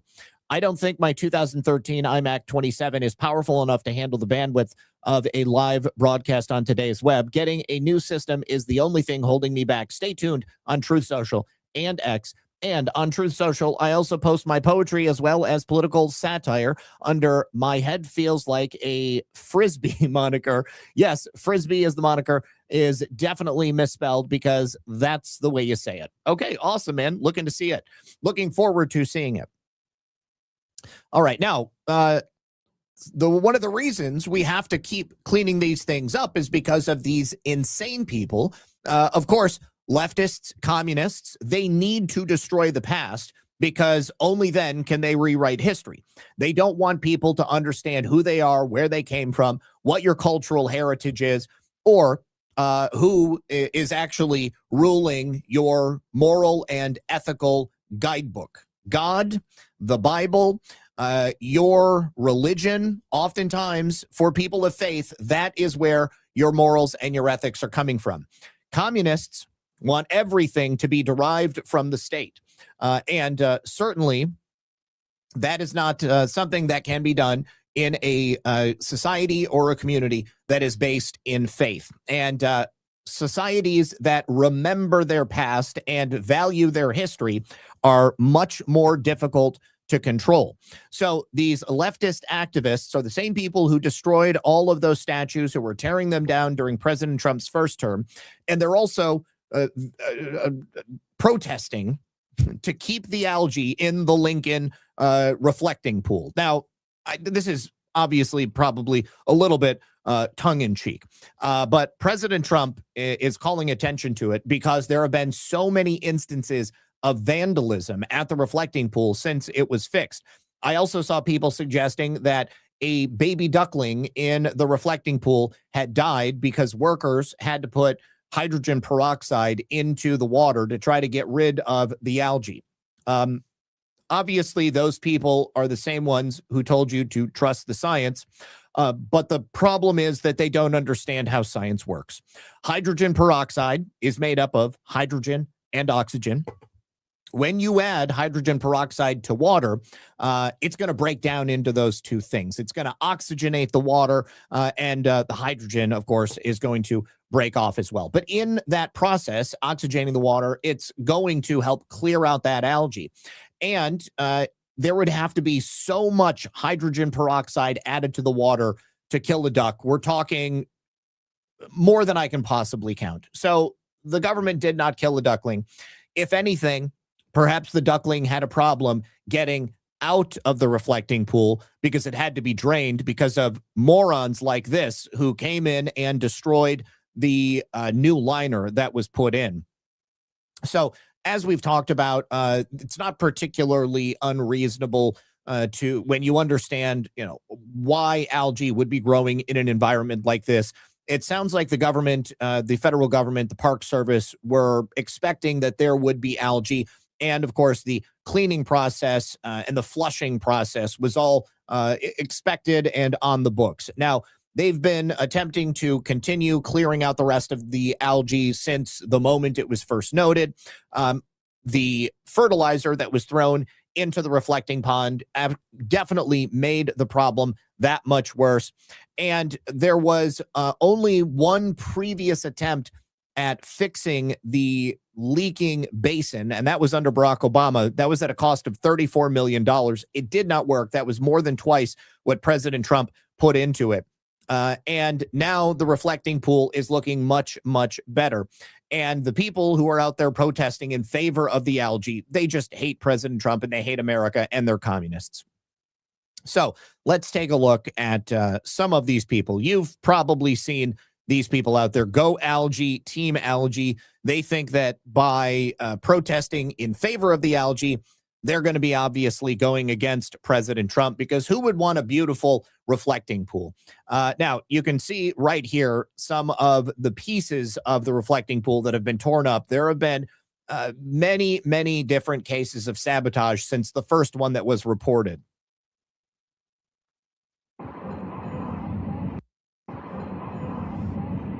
You can see it looks like it's been torn many different times.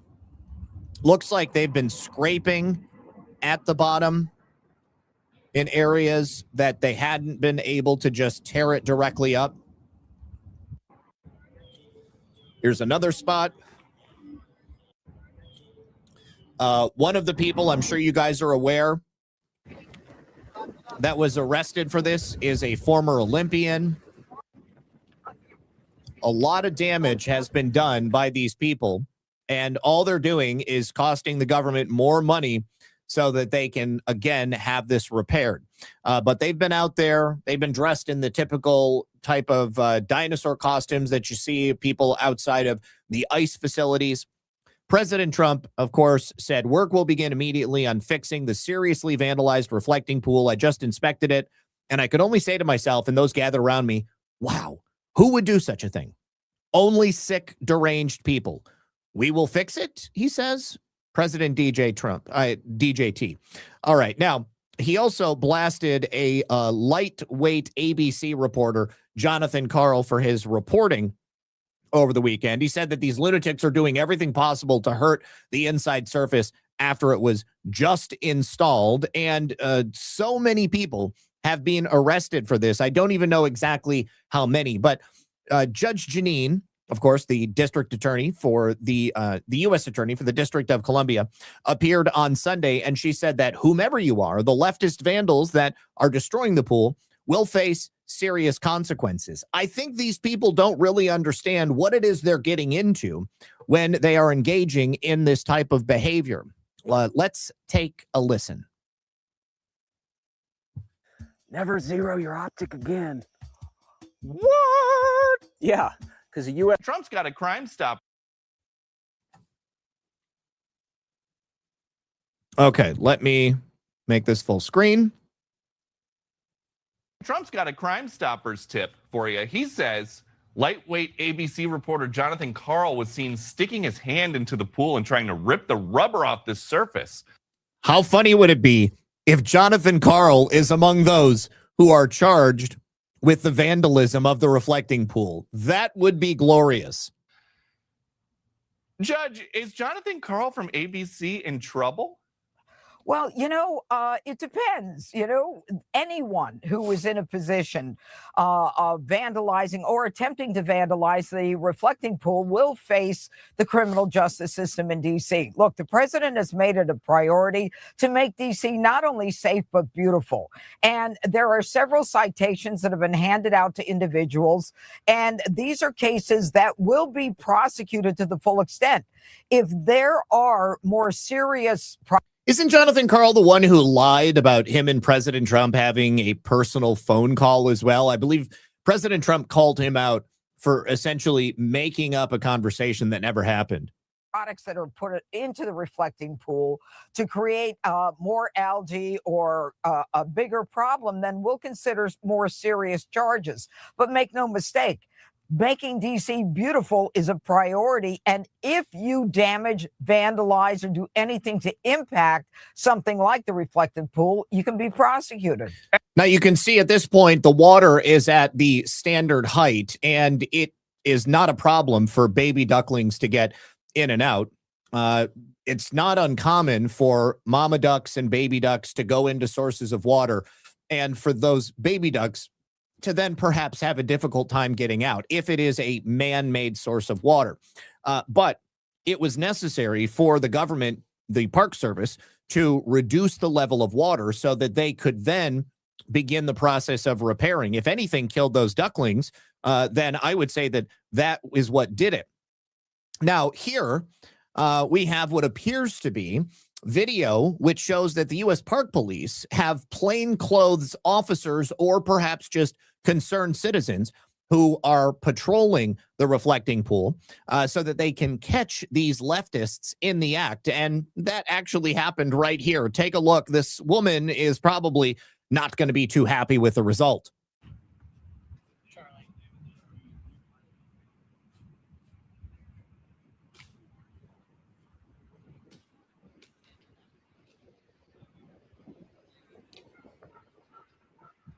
You already know that that girl was planning to do some mischief.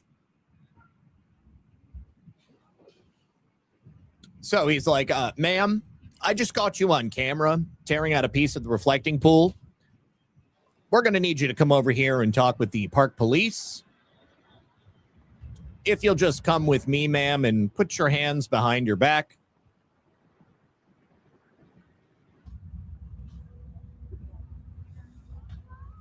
Let's see what the National Guard has to say about it. Yeah, that guy was a National Park Service employee.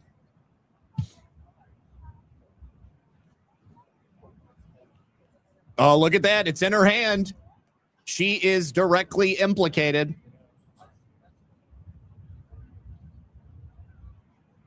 Even if this woman isn't charged, putting the fear of God in her is well worth the conversation.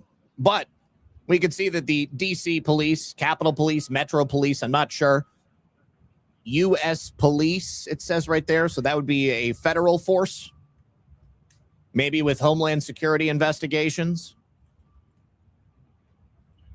She's like, guys, I have a gender studies lecture I'm supposed to get to.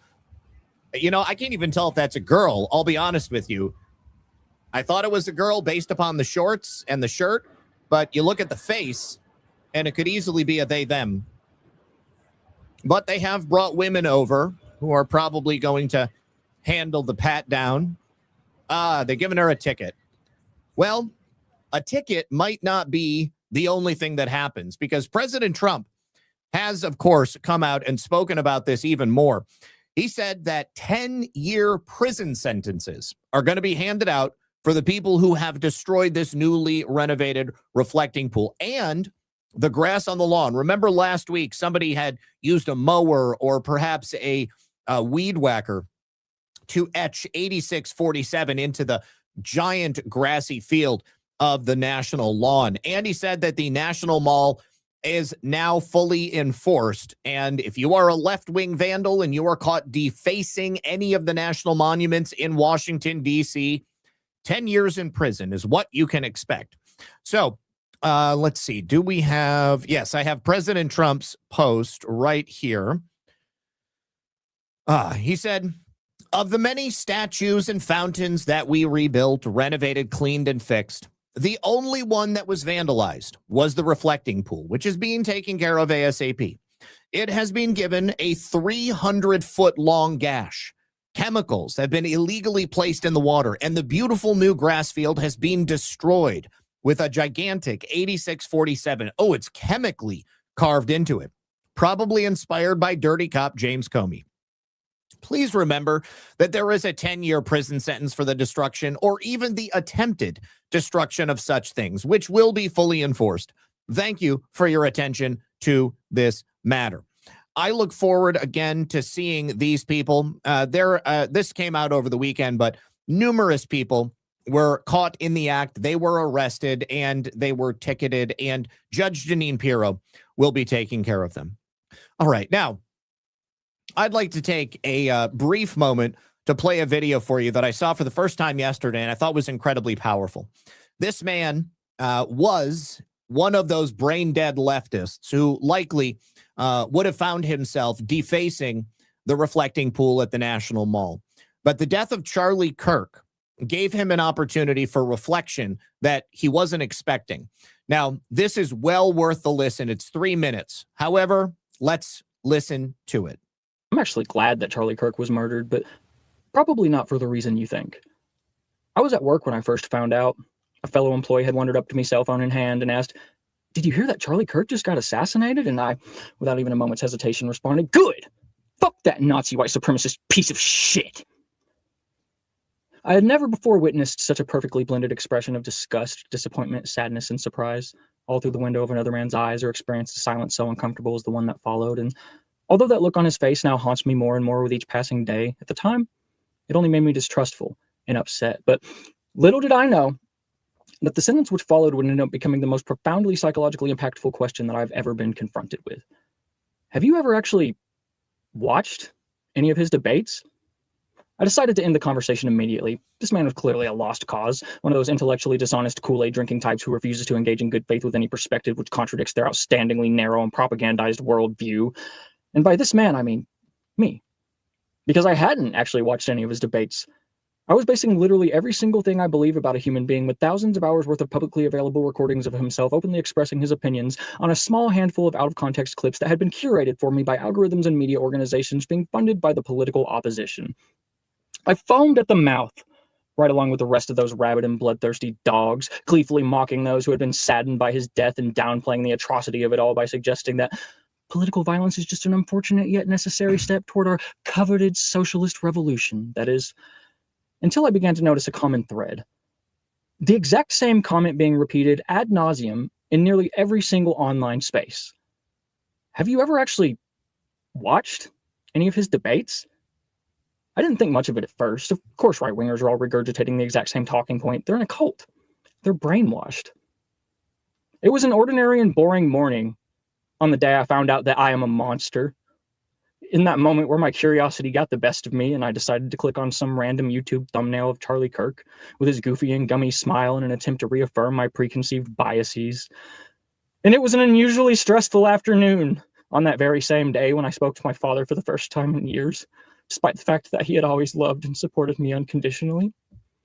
And it was a never-ending sleepless night, coming to terms with the fact that literally every single thing I thought I hated about the right, the bigotry, stupidity, violence, vitriol, and narrow-mindedness was actually just an outward projection of hatred toward my own self. Charlie Kirk is my hero. He opened my eyes to the cruel and manipulative nature of our political media, brought my family back together, and taught me how to love again.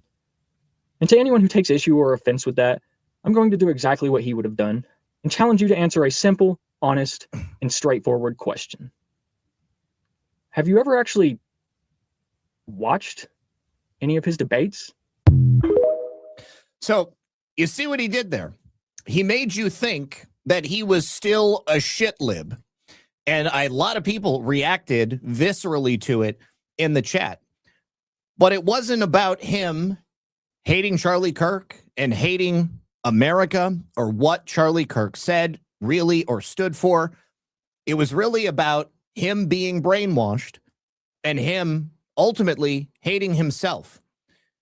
And in the process of telling that story, he showed you his awakening, and he showed you not only how he truly came to understand who he was and how he had been brainwashed by the media, but that Charlie Kirk, in one final act, albeit unwittingly, opened his eyes and showed him just how wrong he was, and how the only person who was hateful, the only person who was racist, the only person who was ignorant, and the only person who was in a cult was him and the people that he had been listening to.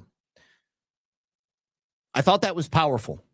Anyways, Anarchist Owl says, hoot, hoot, I feel funny asking for this, but I'm trying to get a job somewhere I can't name yet. But if you guys don't mind saying a prayer or two, I'd appreciate it. Well, I definitely will be saying a prayer for you, my friend. And I ask everybody else to pray for Anarchist Owl. He is a scholar and a gentleman, and he deserves to get that job. Okay. And yes, I see that right there. Tony says, it's people like that who are going to wake others up. It's true. It's true. Now, because many people in the chat, I mean, you hear that guy talking like, oh, his voice is annoying. He's obviously a shit lib. I don't have anything that I want to hear from him. But I hope that by the end of it, everyone here realized that there are valuable nuggets in the words of most people, whether that gives you a better understanding of who they are, how you must approach them, how you need to speak to them, or helps you to understand perhaps your own self and your own biases. Because although these people that we are warring with here in the United States seem like our enemies always, and I have a fair amount of fun calling them shit libs and watching them fail over and over again, they are actually Americans. Some of them aren't, of course, because they're illegals. But these same people that we are battling against, they're brainwashed. They're brainwashed, and they are captured in a system that they don't know how to get out of. And because of that system, having accustomed them to simply believing that everything somebody like I says, anything something like you out there in the chat has to say, is merely confirmation that they're right and that we are the ones who are on the wrong side of history. But it couldn't be more opposite. So I hope that people can hear with an open heart and be prepared to perhaps give somebody like that little bit of nugget that might lead them to realize that they have been lied to, because everybody has an awakening.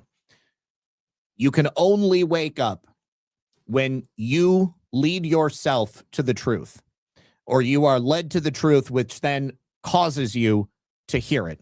So anyways, I hope that a lot more people like that guy are going to have that awakening moment. I just regret that it took Charlie getting murdered for that to happen.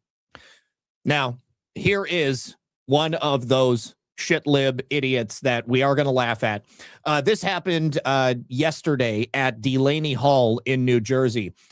This moron was walking around with an upside-down American flag standing in the middle of the roadway, and she was hit and run over by a car that was entering. Let me make it full screen because it's well worth watching.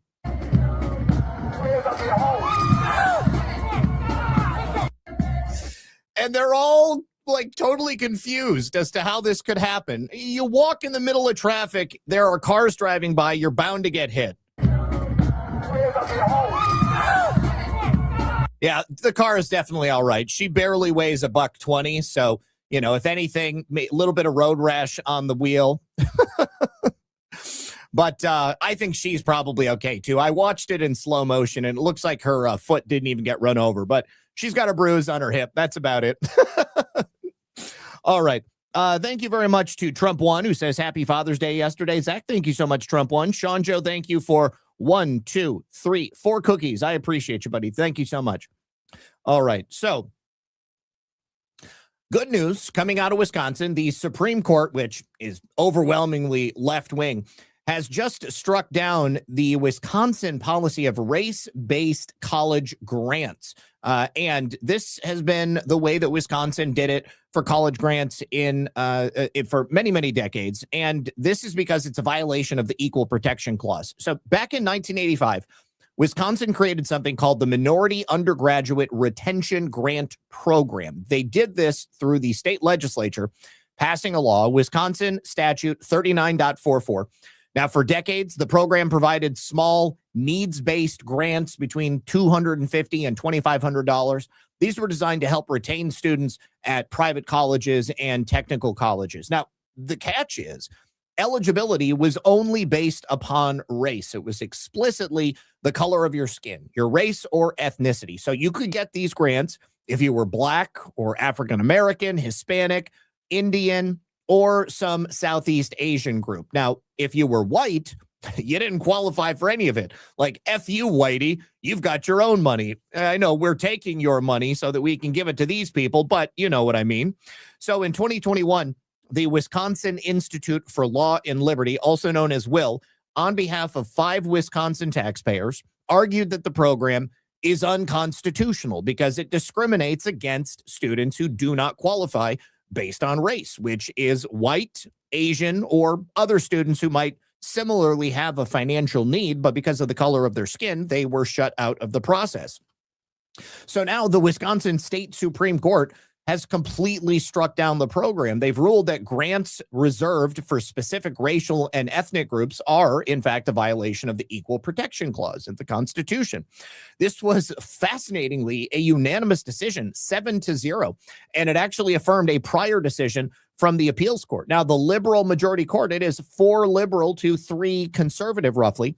They have struck down the program. And the court held that the program was not narrowly tailored. It had no end date. There was no sunset of this program. It was going to go on forever unless they stepped in. And that the only eligibility factor that was considered for these grants was race. There was nothing else. So following the judge, the deputy counsel of WIL, Dan Lennington, said the appellate judges agreed that that the state of Wisconsin can offer aid based on need, income level, or personal hardships, but they cannot offer on race. Their comprehensive decision marks a turning point in the fight for true equality for both state and country. Now, in the decision from the Court of Appeals, Judge Gundrum wrote, because the grant program violates the Equal Protection Clause, we reverse the order of the Circuit Court and remand for the court to enter an order enjoining HEAB, which is the program, and Hutchinson from further administering the grant program or distributing funds there under Wisconsin Statute 39.44, and any related grant program are considered unconstitutional on their face. And in so holding, we adhere to the refocusing of the Equal Protection Clause by the SFFA Court for the realization of the promise, ideal, and hope of equal protection. You cannot have equal protection when the laws that are in place to supposedly uphold equal protection are inherently discriminatory. And it doesn't matter that you're white. If you are discriminated against because you're white, that is a violation of the Equal Protection Clause. Wisconsin made the right decision here. And I don't know how many other states have something similar, but based upon this particular decision, certainly if it's within the same circuit, then ultimately people will be pointing to this. But this needs to be dealt with at the federal level as well. All right. Now, one of the things that Tulsi Gabbard did after she left the office of the Director of National Intelligence, well, one very consequential thing is her commenting on someone commenting on her post about Dr. Anthony Fauci's funding and cover-up of COVID-19 gain-of-function research and bioweapons programs under the guise of gain-of-function research in general. Now, she wrote this in a post on X on Saturday, and it was in regards to someone commenting about Anthony Fauci being brought to justice. Keeping in mind, Anthony Fauci is one of the recipients of one of those auto pen pardons that supposedly covered him for a span of 10 years, virtually unheard of in the world of pardons. Now, the Supreme Court has found previously that the acceptance, because you must accept a presidential pardon, the acceptance of a presidential pardon is tantamount to an admission of guilt. So Anthony Fauci has already admitted that he did something wrong. He was very keen on accepting this presidential pardon. He actively lobbied for it from the administration, and he received it at the 11th hour before Joe Biden left office. That sweeping pardon that Biden wrote him in January of 2025 shields him from prosecution for any crimes he may have committed between 2014 and 2025. And the Justice Department claims that an investigation into the legitimacy of Joe Biden's pardons remains ongoing. As I stated previously, I don't anticipate this investigation to fully be fleshed out or any decisions to be announced until after Todd Blanche is confirmed as the Attorney General. Any actions he takes to mitigate the auto pen pardons of Joe Biden prior to his confirmation process risks him not being confirmed at all.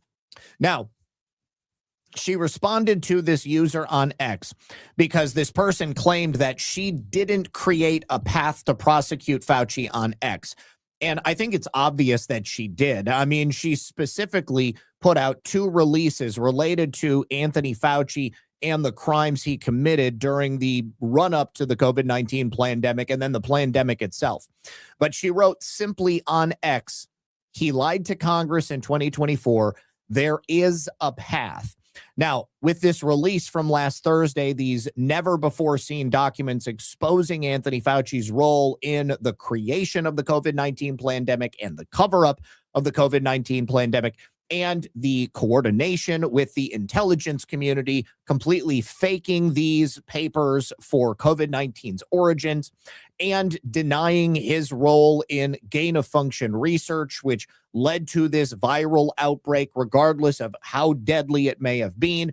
The ultimate result of COVID-19 being introduced into the public was devastating for the United States of America and for the rest of the world. And it was responsible for untold deaths, not because COVID was so dangerous, but because of the implementation of remdesivir at the behest of Anthony Fauci, because of delayed care in hospitals and in clinical settings, because people were put into induced comas and then put onto ventilators. Remember, Anthony Fauci and Deborah Birx, they were lobbying for more ventilators, more ventilators.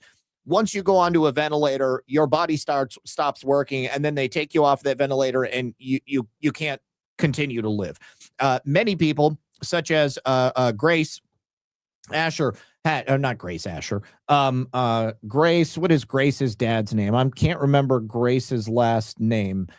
Grace, of course, was a young woman who was killed by the healthcare system because Grace Shara. Grace's father, Scott, was a guest on the program, and he detailed the heartbreaking story of how his daughter, Grace, a young woman with Down syndrome, had been killed by the medical establishment because she was diagnosed with COVID. They started administering all of these drugs, which were the official treatment plan as outlined by Dr. Anthony Fauci. Grace began to fail, and then they basically murdered her by giving her a lethal dose of paralytic and hypnotic drugs, and of course a lethal dose of morphine as well, only after they had put her on a ventilator.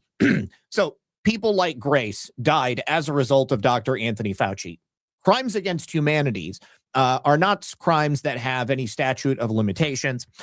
The coordination that Dr. Anthony Fauci engaged in shows what I believe could be turned into a RICO case. And all of that will be dealt with after we deal with the Biden auto pen issue. But Tulsi Gabbard pointing to, number one, his lying to Congress and saying that there is a path indicates to me that she believes Anthony Fauci will be prosecuted. It would have been very simple for her to say, well, Joe Biden pardoned him. There's nothing we can do. But I don't believe that that's what Tulsi Gabbard intended to happen.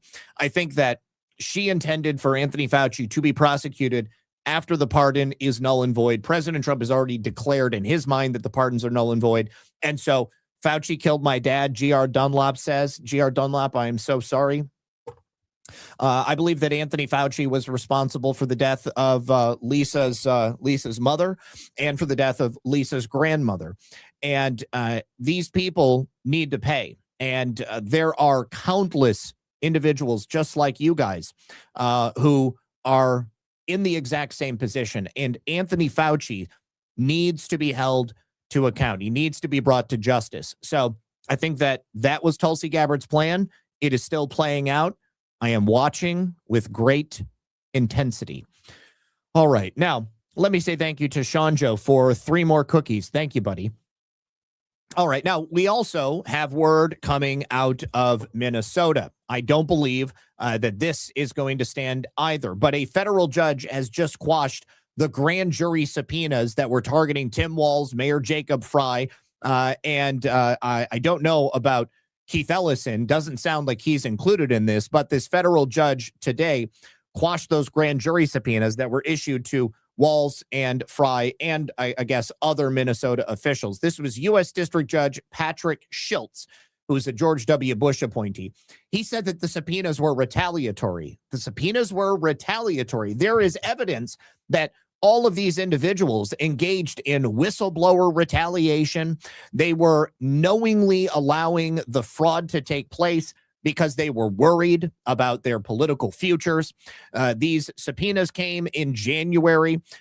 Tim Walz, Jacob Fry, Attorney General Keith Ellison, and a number of other far-left Minnesota officials. But this was a criminal investigation into these people. Initially, Jacob Fry and Tim Walz for their interfering with ICE operations. That's another case outside of the fraud. But the investigation has centered around statements that were made publicly by those two. With those thousands of agents that were deployed to Minneapolis last year to arrest all of those illegal aliens, it was Walz and Fry who lashed out at the Trump administration and disparaged ICE officials. And even, I would suggest, they suggested to the citizens of Minnesota to push back on ICE. Mayor Fry demanded that residents and local police fight ICE agents in the streets. There are a number of other subpoenas for Minnesota officials. The judge wrote in his decision, from the beginning of his current term in office, President Trump and members of his administration have taken aim at so-called sanctuary jurisdictions, that is, jurisdictions that limit the use of local resources to assist in federal immigration enforcement.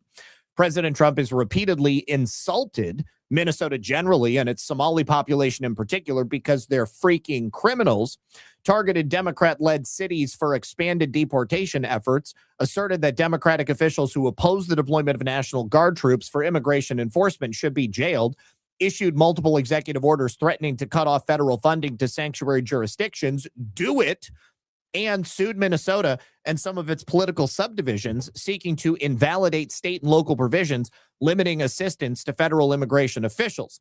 So the judge, again, in my opinion, needs to be impeached, needs to have some sort of accountability held against him. And I'm certain that the federal government is not going to stop at their attempts to bring these people to justice. I don't know if any of these officials ever complied with the subpoenas or if as soon as they received them, they lawyered up and began fighting. But there were real crimes that were committed in Minnesota.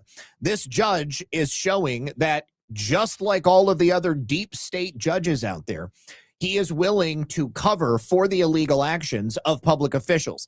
Public corruption and illegal activity by public officials is just that. It's nonpartisan.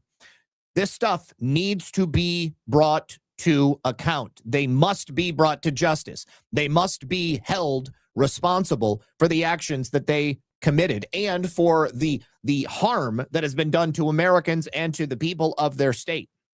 So I don't expect this to be a matter that will be the last time we've heard about it. Now, speaking of Minnesota, Ilhan Omar has now refiled her financial returns, and she also now claims that her husband is a pauper, that he's earned less than $1,000 in the last year, despite previously reporting that they were multi-millionaire businessmen.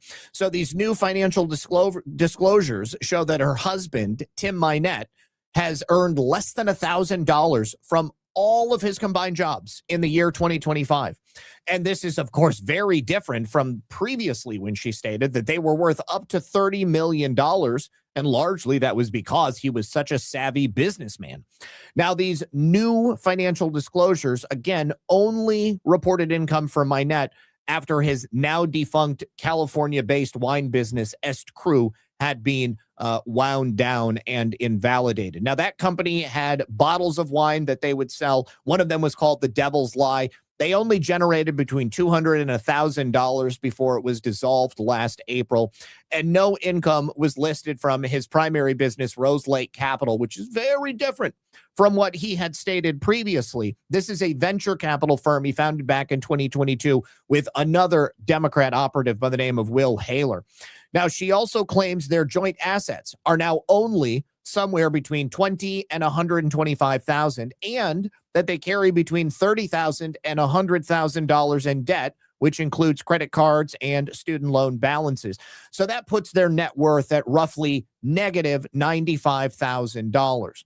So despite the business reportedly being worth nothing, Rose Lake Capital still generated between $100,000 and $1 million, and the wine business between $2,500 and $5,000 that year, according to this amended disclosure. Nobody is buying what Ilhan Omar is selling. Voters see right through the corrupt lies of Ilhan Omar, the RNC spokeswoman Delaney Bomar said in a statement to the New York Post.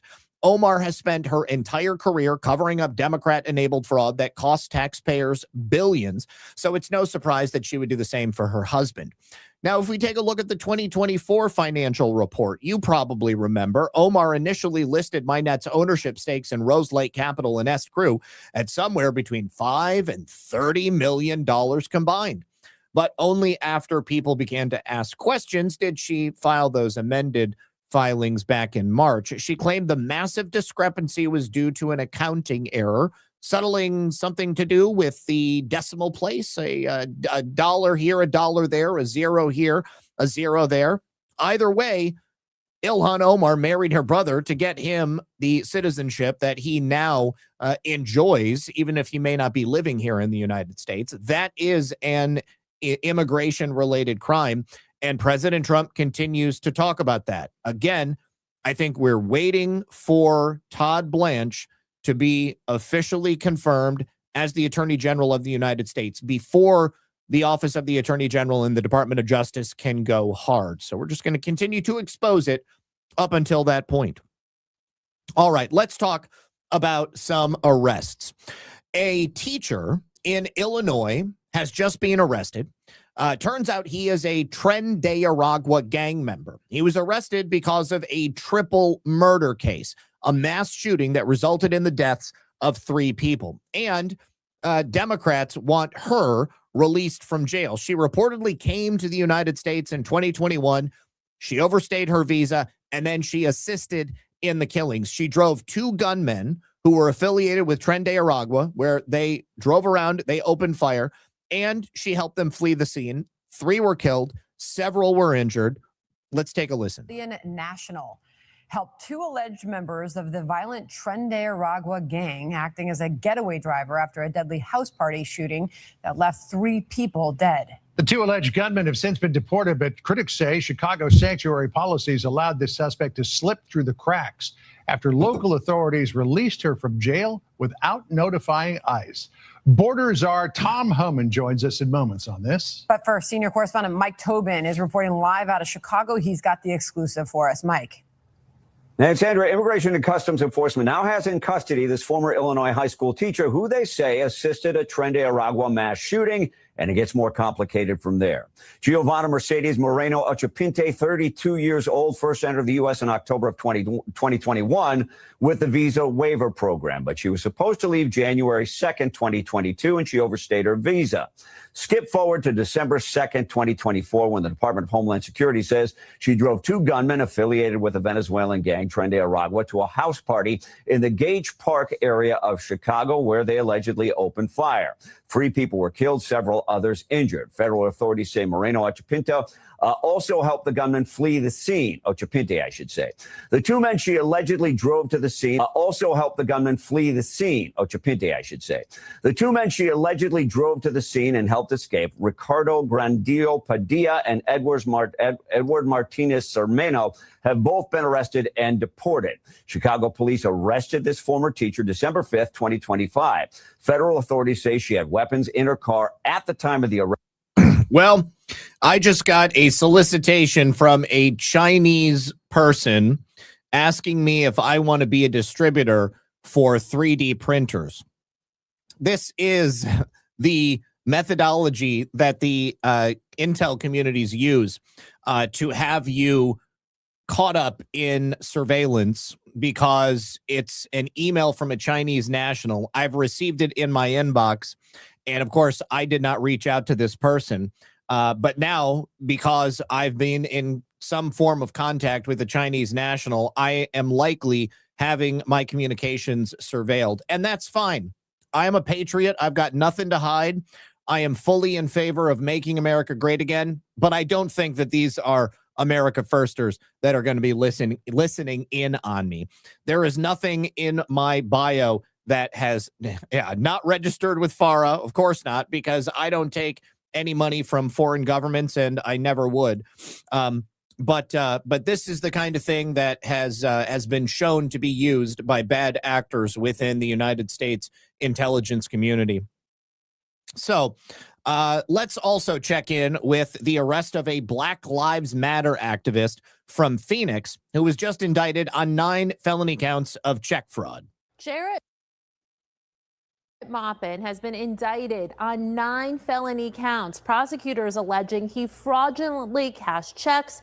Those incidents date back to 2022. Maupin's attorney telling me he's innocent and that they look forward to showing that in court. These officers on this holy ground, I'll say this, will be nailed to the cross. Maupin is known for making bold statements and getting attention, lots of attention. He was beaten out of consciousness by local police. He often spoke out on behalf of victims of police violence and their families. You don't do white families like this in the Camelback corridor, you're not going to do black families like this anymore. But controversy has followed. In 2008, he accused then Phoenix Mayor Phil Gordon of a sex crime. The following year, he pleaded guilty to providing a false statement to the FBI.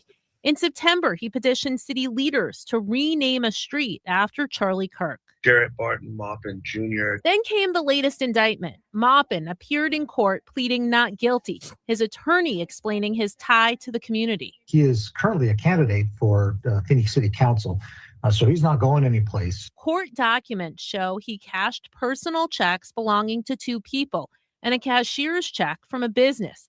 They date back to March and November 2022. Records show they were each less than $25,000. Well, check fraud is still check fraud. And obviously, they wouldn't have arrested him if they didn't have the paper trail. It's pretty obvious if you cash a check, that's not for your account. So obviously, this guy is a scammer. He's a grifter. He's a race hustler. And he's going to get what he deserves. Now, we also have another scammer here. This time, a police officer, an NYD police officer. Look at this. She makes over $400,000 a year, or did. That was based on a $204,000 salary. The rest of it was overtime that she likely did not even actually work. And now that she's retired, she's collecting $16,000 a month from taxpayers because of her fraud. That's why she's being investigated.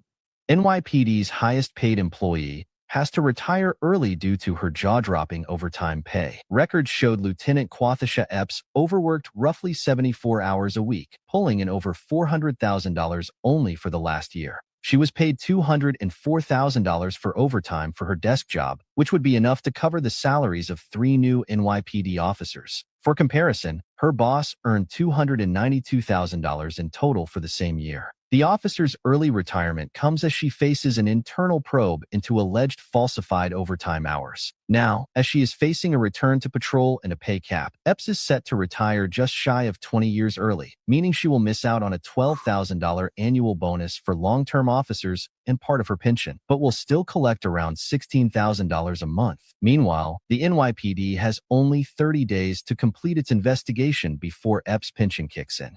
Now, does anybody here have any faith in the city of New York's ability to investigate crime? I cannot believe this woman is going to receive $16,000 a month as a pension. I can't even imagine what I would do with $16,000 a month, not even having to work. Pardon me, that is enough to really chap your ass. Thank you to One Thunder for the can, and thank you to Sean Joe for the cookie. Let me say thank you to Patty Nine Fingers. Can you post the link for... Okay, I'm sorry, Patty. I didn't see. What link? Did you want to see the video of that guy where he admitted to being a monster and being ignorant about what Charlie Kirk had really said? If you can just confirm in the chat, Patty, I can post it. Principal Enigma says that I'm blown away with that conversation. That guy's brain is extremely high functioning. Fast speech like that does not occur with any possibility of confusion. Bet C60 is involved. Glad he is an ally. Yes, I can agree with you there. Also, I suspect in the background there might be a very strong connection between Fauci and Bill Gates. It seems Fauci was doing Gates's bidding. I think that Fauci was very high up in the government and that perhaps Fauci and Gates had overlapping interests, but I don't necessarily think that Fauci was working for Gates. I just think that they were potentially working towards the same end. Also, Principal Enigma says, brother, don't you know, and I'm sure that you do, yes, I do, if you tell the truth, you paint a huge target on your back. Yes, sir, that is true. Patty Nine Fingers, but wait, hasn't FARA 702 been refunded? You'll be fine, Zach. Yes, it has not yet been renewed, and so that's an excellent point. I may actually be cool. All right, and Patty, if you can just confirm for me what it was you wanted me to share, buddy, I will do that. I'm looking to see if you dropped that in the chat. I'm not seeing it. But I don't know, Lisa, if you're listening, if you can pay attention to what Patty wanted me to share, I will do that. All right, moving on from that fraudster, let's talk about a different kind of fraud, moving our attention to Los Angeles. If you'll remember, last week, we talked about the Los Angeles warehouse fire, where solar panels all across the top of this building were on fire. It is now still going. That fire has not been put out after 6 days. That means that all of that toxic lead-filled smoke from these solar panels are still billowing out over Los Angeles. Children, women, animals breathing in that toxic plume. This massive warehouse fire erupted in Boyle Heights, California last Wednesday. And there is now an emergency declaration in place from California Governor Gavin Newsom. There is also a shelter-in-place order and a particle pollution advisory. So this warehouse is used as a cold food storage facility for a company called Lineage, and the fire is believed to have originated from those solar panels we saw burning last week. We are the tenant operator of the warehouse and lease the roof to a third-party solar company, which is responsible for operating and maintaining the array. Obviously, they're not doing a very good job. We believe the fire originated on the roof on Wednesday, while the company's subcontractors were servicing the solar array. 80 million pounds of food are reportedly inside that warehouse. No word on whether or not the smoke and the toxic plume from the solar panels burning will affect that food on the inside. But if we take a look at current video, you can see the firefighters have been diligently attempting to put this out, despite the fact that they have reduced budgets, despite the fact that they don't have the water, despite the fact that they don't even have the employees. What if President Trump's next major executive order could create more millionaires than any event in modern history? Emergency as firefighters continue to battle a massive warehouse fire that has been burning for 6 days. Residents near the warehouse have already begun to evacuate the area at this time. No injuries reported. Officials say the fire could have been started when testing for new solar panels on the roof went wrong. Oh, you can see, look inside. The warehouse is destroyed. How much of that food do you think is still good? Probably not very much of it. But look, they were able to get the choppers out. Get to the chopper. They were able to get the choppers out. Also, it turns out that during this fire, much like the Palisades fire, Karen Bass has not even been in town. She was in Chicago hobnobbing with her rich and famous commie elites. Okay, and I already read that. So much like the Palisades fire, as Los Angeles burns, Karen Basura continues to enjoy her spoils of war. All right, now, this is a little bit disturbing, and a lot of people are very worried about it. However, I don't know, or I don't believe that it is quite exactly what people are making of it. But a recent MSNBC interview has sparked a lot of fear in the hearts of people who want to see President Trump's DOJ and DNI successfully move in the right direction. Now, Jay Clayton, who is currently the U.S. Attorney for the Southern District of New York, has been nominated by President Trump to become the next Director of National Intelligence. Now, the concern comes because Letitia Pkwy James, who looks like she's actually being on Ozempic, she's looking real slim, was giving an interview where she criticized the acting DNI Bill Pulte, and she says that the Senate should support Jay Clayton. She described him as a professional who understands the law and has earned her respect. And for a lot of people, that makes them very nervous about Letitia James having anything positive to say about this guy. Let's take a listen to her comments. Get you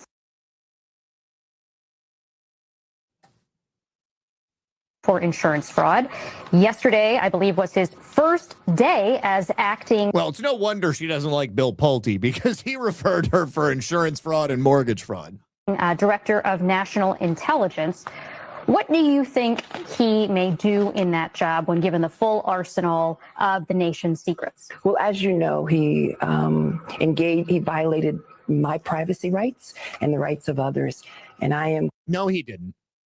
He used publicly available documents that were already in the hands of other researchers, people who had been looking into her crimes for mortgage fraud and insurance fraud.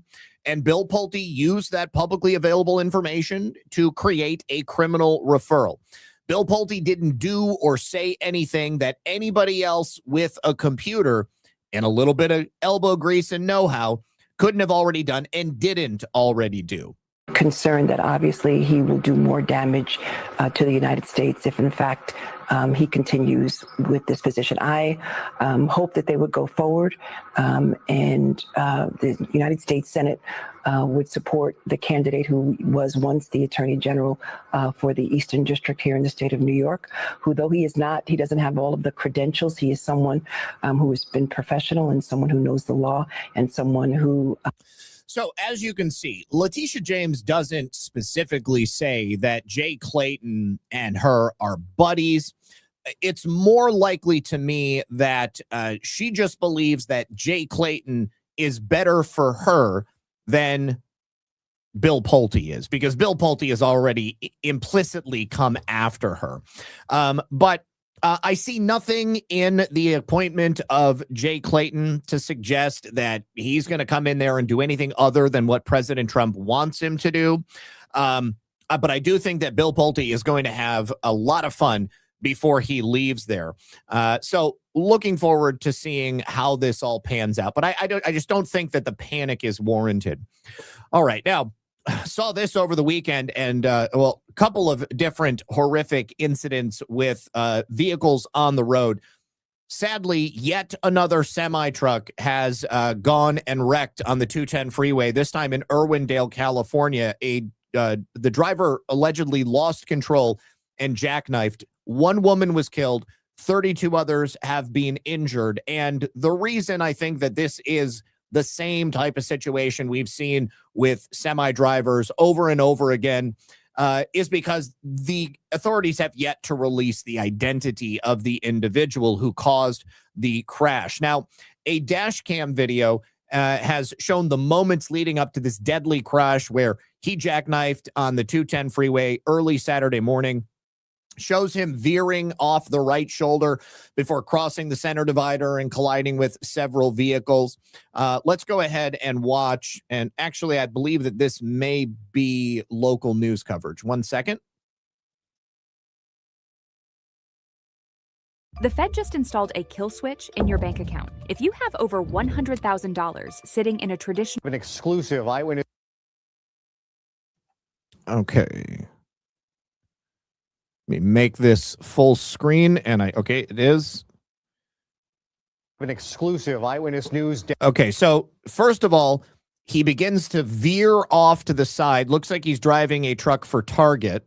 Dash camera video we have obtained showing the beginning of a deadly semi crash on the 210 freeway this morning in Irwindale. That big rig veering off the right shoulder before then crossing through lanes of traffic over the center divider, colliding with several vehicles on the other side. It wound up jackknifed across both sides of the freeway. Video posted to the Citizen app shows the aftermath. A 58-year-old woman was killed. More than 30 other people were injured, 10 of them hospitalized tonight, including 6 children. The freeway has since reopened, and the crash is now under investigation. I think undoubtedly we're going to find that this is another one of Gavin Newsom's illegal aliens that was given a CDL, somebody who never should have been on the road. It's entirely possible that it could have been just a big rig driver that maybe was tired, nodded off for a second, and then veered as a result. But unfortunately, this is just a pattern that we've seen far too often. Now, another incident related to driving. This, don't really know what to think of it. I don't necessarily buy what the driver is saying, but a woman, I believe, was driving this Tesla, and you can see it's in a residential neighborhood. It almost looks like it's at the end of a cul-de-sac. And this Tesla was allegedly in some manner of full self-driving, but of course there was autopilot before FSD. It's a Tesla Model 3. The Tesla comes careening down the street. Looks like it's going about 100 miles an hour. And it smashes into the home of a 76-year-old woman by the name of Martha Avila Mantilla. She was a grandmother, and she was killed in this crash. Take a look. If you're over 60 with money in an IRA or 401k, a federal law that just completed its rollout is the single.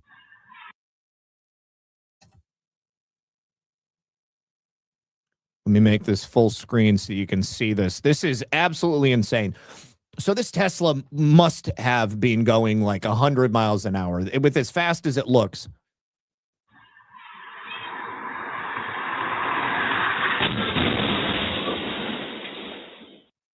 So first of all, the reason I don't buy that this was on FSD is because the Tesla system is just too good. Obviously, it has all of those cameras around. That looks like a residential neighborhood. I don't believe that the car would allow the driver to go that fast through a residential neighborhood. I also don't believe that it would have just careened headfirst into those people's house. I can see that maybe this person might have had it on autopilot, had set the speed way too fast and was like maybe working on their computer, doing something. Because the autopilot system is not the same thing as FSD. Well, the law enforcement officer who says the driver, I'm sorry, it's not a woman, it's a man, 44-year-old Michael Butler, showed no signs of intoxication, and he was cooperating with the investigation. He's not currently facing charges, but authorities claim that he says it was in some type of autopilot mode. Now, currently, Tesla is already facing a federal investigation into roughly 3 million Teslas and a potential recall of their self-driving vehicles. But the neighbor said it just flew into their home and happened so quick. There's more that we need to learn from this, but ultimately, pray for the woman who is gone and her family. And I am anxious to see exactly what were the circumstances of this accident, because that guy was going way too fast for that neighborhood.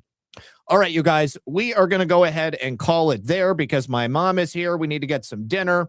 And then, of course, I've got my Baseless Conspiracies tonight at 10:30. I hope you guys can join me.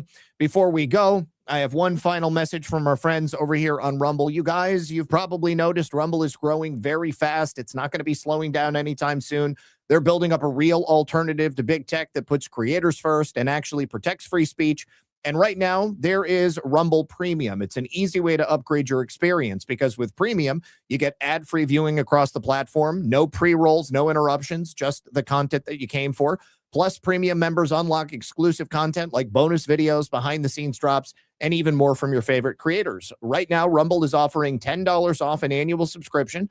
To take advantage, go to rumble.com/premium and use the promo code STUDIO at checkout. That is rumble.com/premium with the promo code STUDIO. No more ads, more freedom, and the content you actually came for. That's the deal. You can also use that QR code on screen. Thank you very much. And final thank yous over here. Looks like Sean Joe. Thank you for the shades. Oh, also, I did see on Ko-Fi, I got a notification on my computer, but I did not get anything. Oh, maybe not. No, I did. TZ Burton. I see you over there on Getter, buddy. Happy Father's Day, Zach. Have fun in Deadwood. Love the Back to the Future mullet. Thank you, sir. Appreciate that. And just to make sure that I didn't miss anything on Cash App, let me pull that up before we adjourn for the night. And no, did not miss anything. All right, you guys, I hope to see you tonight. If I don't, then I hope to see you tomorrow right here at 5 p.m. for another episode of Red Pill News Live. Until that time, good luck and God bless. Peace.